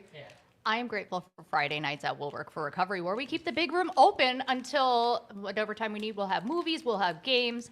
I love the opportunity to be able to show up for other people, so come and hang out with us. I have my fantastic fiance, Ted, who's next to me, who I'm going to bring him over. He might know his way around a podcast from what I hear. No. Rumors, maybe. I heard a rumor like that But myself, too. Yeah. So I'm grateful for him because Nice. whatever I say is always just shadowed by his glory. Thanks, Mandy. Thanks for coming on. Everybody, I'm cutting too. My back hurts. Oh, you Oh, you can. What's up, Ted? Yeah. Hey, how you guys doing? What's going on, my man? My name's Tad, and I'm a drug addict. Hey. Hi, Tad. I think we all have something in common here. I think so. I'm- If you want to share your gratitudes and then give it up to Okay, Jacob, you can. will It's do. like if your back's hurting and Your stuff. gratitudes. Yeah, what's your gratitude? What are you Thank- grateful for? Thankful for this. Oh, I answered this before. Remember Bye. that? Have a great time in class. For this place to come and share my recovery with other people. That's important to me.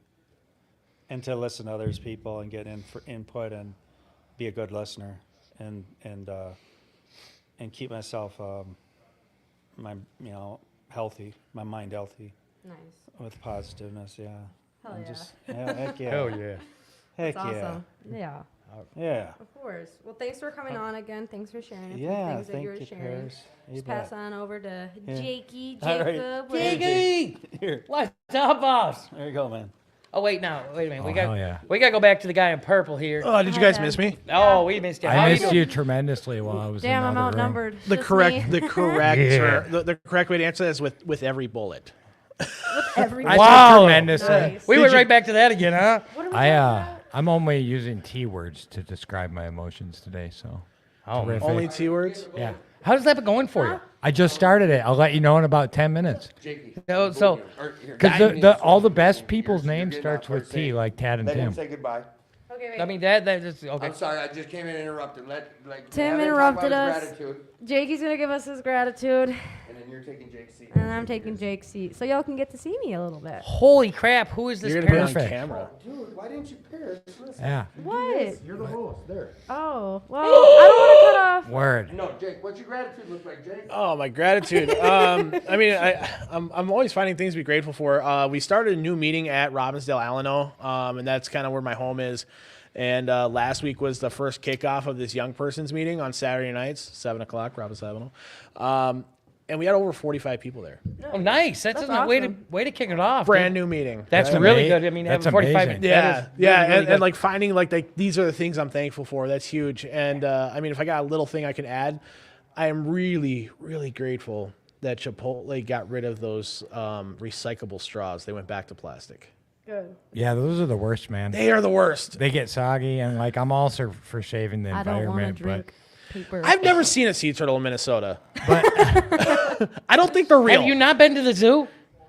yeah, I didn't see him I've at the seen zoo one- either. I'm just saying. I'm just, Go to Discovery Bay where the little kids are. Yeah. Yeah, Don't and mind Dale, you and he I just will drank a go, lot of and you Red can Bull, touch one. so- I think. I can touch one. Yeah, he just we'll literally figure ran it away out. too. Yeah, Right, I'm that's like- all right. Keep it going till he comes back in, and then we'll keep it moving. Yeah, uh-huh. Jakey's still gonna stay here. He said his gratitudes, but he can still stay. So it's like, Yeah, You know, Tim I- will come back. What's I- up, Dale? So I'm really I really want to hear about this tea thing you're doing. Oh, I just decided that the only gratefuls and emotions I'm going to try today are start with the letter T. So I mean, that's that. So I don't know if it's going to work. So I mean, are you gonna pick a different letter every day, or what's No, the- no. I you're- just decided to do it in spite of you because I'm weird. Oh, I mean, I think that's kind of a cool idea.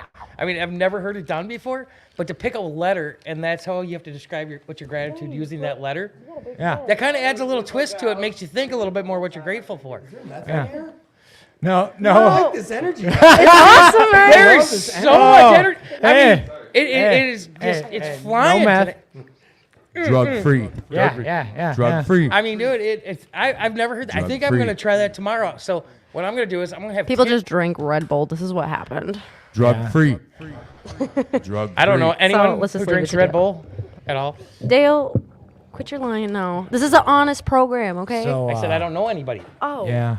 Just you. What are you guys talking about then? What's the subject? I mean, What- we're just talking basically, like, you know, we talked about healthy boundaries and went into like God and stuff too. My dad asked a question a while back, and it's like, what is your healthy boundary? And again, what's up, Dad? Yeah, hi, Dad, my number one supporter. Well, I mean, I can answer. Holy cow, it's echoey. But Echoey. What healthy boundaries look like for me, and that's changed because like Tim and I have talked about this. I don't know if we've ever talked about it on the show, but when I first started having healthy boundaries, I was really proud of myself because I was kind of a people pleaser, and I was just doing and doing. And once I started setting healthy boundaries that were good for me, I thought the whole world was going to be like, "Yeah, we're proud of you," but that's not how it works. Right. People were all mad because I wasn't doing for them anymore. So, like nowadays, healthy boundaries for me look like, what do I want and what's best for me, and defining that. And, you know, I used to beat around the bush, and now I just basically say, like, let's say Tim wants me to tap dance on his podcast, and I will just say to Tim, I don't tap dance, I don't know how to, and that's not going to work for me. What I will do is I will come here and support you, and I will talk about any subject you ask me to. And that I just basically, you know, say what I'm not willing to do. And I used to get into debates with people when I'd have these boundaries, and what would happen is, like, if you have to explain it, then you're already losing the battle. So you don't owe anyone an I agree with you on that. explanation. And like, these things took time. They took years of recovery and working the steps and figuring out my self-worth, and then just I don't know, one day I figured it out, and it wasn't by myself either. It was with the help of people like Tim, Yeah. like Mr. Mitchell behind me, and stuff like that. Nice. And I love people like Jalissa and these people that check in and support the show that they Yeah. have for 3 years. We are eternally grateful for stuff like that. Brian, thanks for checking in. Everyone, thank you for sharing the show. Everyone who's been part of this on this journey. I was talking to Eric for this last hour, and the show's going in a lot of great directions moving forward. We just we did a bunch of things that I guess I don't want to pop the bubble yet until we come back after the new year. But there's a studio getting built here that's going to make it a little better for when we have the big gathering in here when pizza shows up. Because I know. I got great feedback from you guys out there in Radio Land, and we appreciate it. That's what I need is you guys to listen and tell us some feedback in the interactive side of this. So what we're going to do is get to wrapping up. I need you to talk to me about your gratitude. You've been over here hosting, doing a great job. So have you, Jake. I appreciate you guys stepping up. Tad, thanks. All you guys. Boom. Paris, talk to us about gratitude. My gratitude, thankful for my dogs for sure. I miss my damn dogs. I'm ready to go home and go see them. They're my best friends. Grateful that I'm able to chair a meeting, that I have that opportunity because I'm sober now. What meeting are you talking about? I chair the Friday night meetings. When is it? Where is it? It's at Will Work for Recovery. It starts at 7 o'clock. If you want to do fellowship, it starts at 6, you know. And if you want to get yelled at by me, just come on down. I love yelling. But no, I'm grateful for chairing a meeting. I'm grateful for just being sober, and I have a working body, and I got food in my belly. And, you know, just grateful that I have a pretty good, like, headspace now. So I'm very happy that, like, I'm where I'm at today. And I've said this before, we're grateful for you, Paris, and thanks for stepping up and getting part of this show. We love you, and thank you. Of course. All right. Red, talk to me. What are you grateful for? Dude, what am I grateful for? I am, wow, Paris, you stole a lot of good ones, and a lot of things you said I am grateful for. You know what? I am grateful for these meetings here. I'm grateful that I get to wake up every morning. I'm grateful that I actually have a pillow, a blanket, a warm bed to sleep in, you know, because a couple of years ago, I didn't have that. You know, I had a buddy tell me he was sick and tired of having chicken and eggs every morning, and I showed him a picture of a lunch tray from prison. I said, you could be having that. And he goes, you know what? They should really put that up in line at the treatment center, because no one would be bitching about having chicken and eggs in the morning and lunch.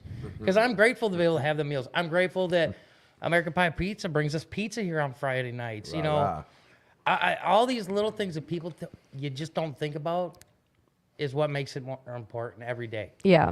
Oh, yeah. For sure. Thank you, Dale. Hey, Chris, were you going to come talk to us about your gratitude real quick, please?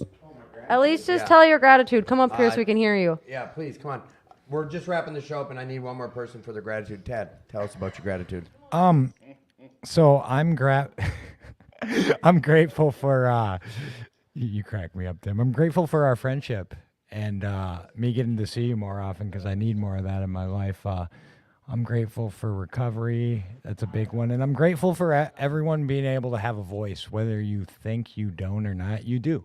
You just got to find your crowd or just speak what's in your heart or your soul. And I don't know. I just love this place and love you guys.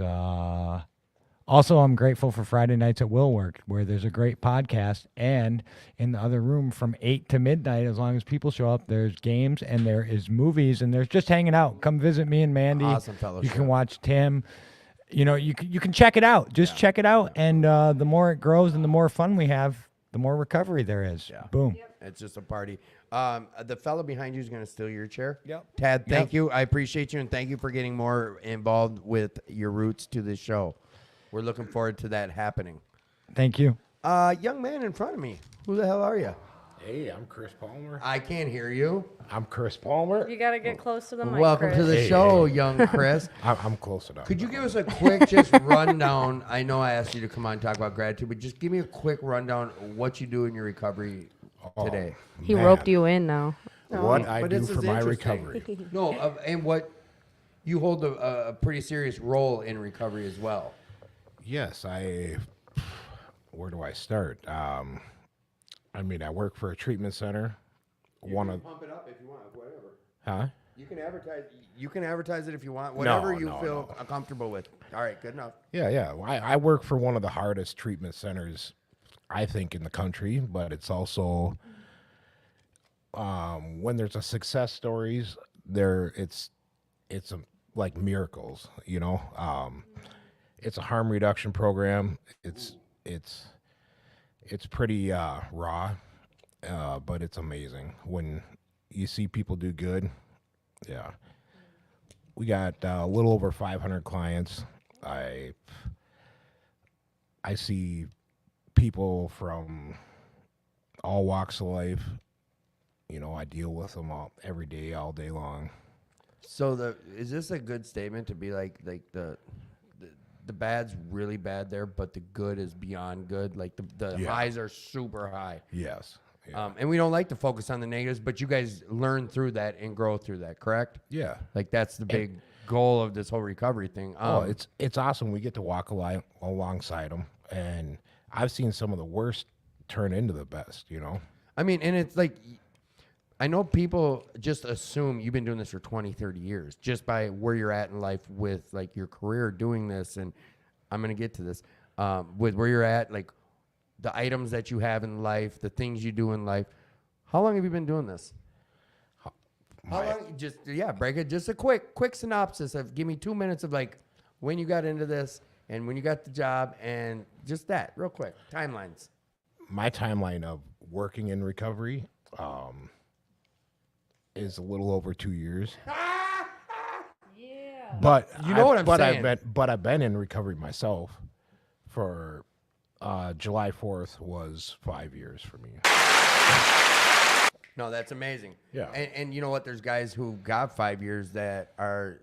It doesn't matter. We don't compare ourselves. Yeah, no, But what you I'm can't. saying is the growth that you've had in 2 years at this position and where you're at now, like this is where we get to. You don't really have much to say when I say I've seen. I haven't known you that long. I Yeah. hardly know you that well. Yeah, yeah. But what I've just seen in a year, it's like holy shit. Yeah. And that's like that's grinding.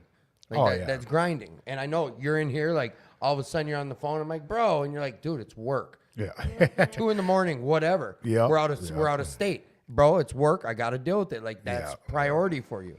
And to me, that's huge. That is recovery 101. Like, Well, recovery never stops, so I can't stop either, you know? that's what I'm talking about. That's what I get to be grateful for through other guys like you. Yeah. Well, then with that type of stuff, what's your gratitude look like? Man, Sit down. That mic's on. my gratitude looks like my gratitude. I can't even express how much gratitude I have. You know, I got so much support, and I'm so grateful for it. And I got a lot of people, I have a lot of clients that hate me, but they're so grateful for me, by the end of the day, Right. I understand that. you know what I I mean? understand Because I'm out there grinding on them all the time. You know. Explain that on- because anyone who just tuned in heard you say, I'm out there grinding on them. You know On, how we think. like helping Yeah, no, clients. exactly. I Yeah, want yeah. you to break it down. Like Grinding on 'em. you're out there walking side by side with by- them yeah. through the trenches. Yeah. Yeah. Really. grinding. Literally, my job is shoveling the shit out of the trough and throwing it behind me to shovel through it again the next day. Right. And show them that it can be done. Yeah. So like your gratitude does speak. Yeah. Is that say something? I'm gonna say All right, something. I did unmute you. Okay, good. That I am is up. unmuted. Dude, you're the shit. The engineer of all engineers is here. As a matter of I fact, regret this. he's about to speak on it. And Hey. young Eric, you know what? We got all mics back on. What am I talking about? But this one, for some reason, this is the one that throws me an echo when I turn hers on. Yeah. I wonder if that has something to do with the way those two mics are played. I don't know. It's weird. I didn't hear an echo. I I think it's because I have the Well, best see, headphones ever on. I think it's like, well, it's weird because it's like they hear an echo because like when Dale was talking, I didn't hear an echo oddly. So like maybe it's just something. Now I hear the echo. I did that. Why? Because I Because love it. I I love love it. it. I Oh love my it. I love it. I God. love it. What was that? Nothing. It was buttons I shouldn't. Oh, know I how want to to play say with. though, because my dad, he works in the juvenile like area in the jail, and I told him that like we do podcasts and then I'm on it and I help host, and he was like, yeah, I'm gonna put it on for the kids. He was like, yeah, so we can give some enlightenment to the kids that like are struggling with whatever they got, and so they don't get into like, not that it isn't bad to be in recovery, but just get into a place where they have to be in recovery, Yeah. basically. Or that they figure out a way where like life can be different. And Yeah. it can be whatever they make it. Mm-hmm. Like There's a lot less kids, teenagers in recovery now than. This better? Yeah. Way better. Yeah. Way better. All right. Yeah, there's a lot less teenagers in recovery now than was when I first got sober when I was like 15. Right. Because like back then, like there was all these sober schools and Yeah. there's waiting lists beyond, you go in there and they're like, oh, we have a 60-day waiting list at least. And now Right. there's less sober schools and they have Mhm. open enrollment. Yeah. See, because my dad will be working. We got lucky because he was able to join us tonight because he got off early. But because he'll be in the rooms late at night at like 8 p.m., he'll start playing our podcast. Well, thank you, for them. Mr. Paris, for the support. We appreciate you big Yeah. time. And we thank you for sharing your daughter with us because she is super, super energetic about the show, and you'll see that she's taking more of a role in this. We're going to get quite a few more people involved with this. I know Jake's going to step into a role here. Paris is, Tad is, Maddie It's gonna be is. fun. We got some goals that are going to just the show's going to do a lot of growing here. Mhm. We're going to have a new Facebook page into the new year with this, which will just make it easier for so many more people to find the show. Yes, Brian, That'll be she nice. is. We'll even put that as a highlighter on here. Boom! Look at that! Look at that support. Number Young man one. with the baddest ass T-shirt that I've seen all year on. Who are you? Oh, hey. You got the baddest ass T-shirt on. Who are you? I'm Eric. Welcome Hi, Eric. Howdy. back to the show, Eric. Thank you. Dale. Do you drink realize, water. or I don't even realize, but when was the last time you, Tad, and I were in the same room? Right now, what are you talking We're about? talking 2218. Yeah. It had to be 2218. It was Tad out there. Tell him to come in here for a sec. Dad, get back here. Yeah, that had to be that. Now that you're talking about the founding fathers of the Attitude for Gratitude. When was the last time the three of us were in the same room? You, me, and Eric. Had to be. It's We're been a talking while. almost a year and a half, 2 years. Yeah. Before you were on the And- board.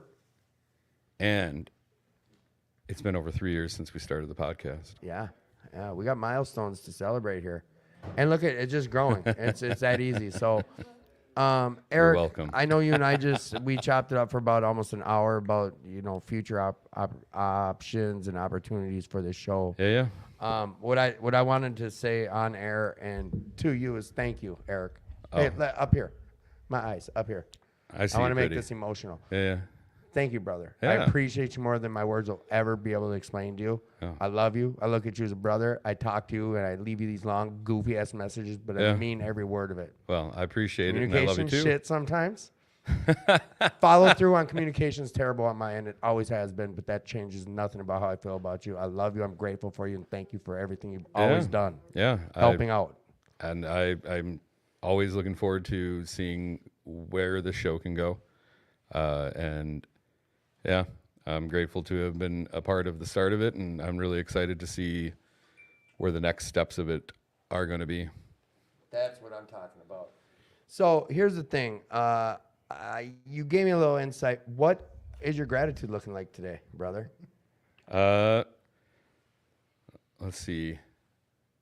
Well, got some good health news today, so I'm grateful for recovery, giving my body the chance to start actually healing.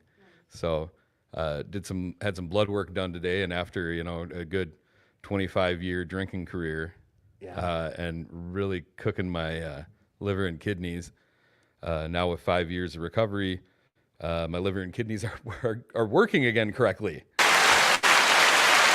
So I'm very grateful for, the health that I am getting back from recovery.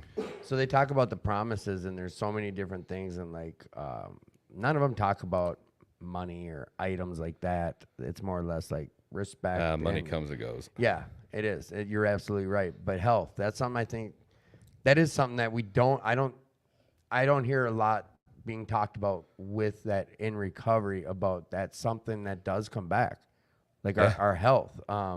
Livers heal themselves. Like, that's fucking weird. Our bodies are very resilient, and I know me, I can speak for me. I put my body through hell and back. Yeah. I played doctor. Think about that. Sometimes I say this out loud and it trips me up. I acted like I was a guy who had an 8-year degree and a $400,000 education with a needle and fluids, and thought I was a chemist, and I was playing doctor on my body. 8-year degree and then a 7-year residence. I mean, Yeah. don't forget 15 fucking years. Yeah. And I'm out here in an alleyway doing it with dirty syringes. I mean, just the shit we did to our poor bodies. Yeah. And it still gives me a chance to breathe. And think about this. One doctor is not what, you need a team of doctors. A team of doctors. Yes. Of people way smarter than me to, help me make decisions, choices, and make those choices for me to improve my health. And I, for a long time, made my own choices to less than positive results. So. And we did that though. That's part of it. My high or my drunk came way before any of my health worries. So this is the point in the show where I let anyone out there listening know that if you're struggling, you can come to a place like this, like where we're at now, 2520 North 2nd Street, Minneapolis, Minnesota. There's parking all along the front, the side. We have a side parking lot.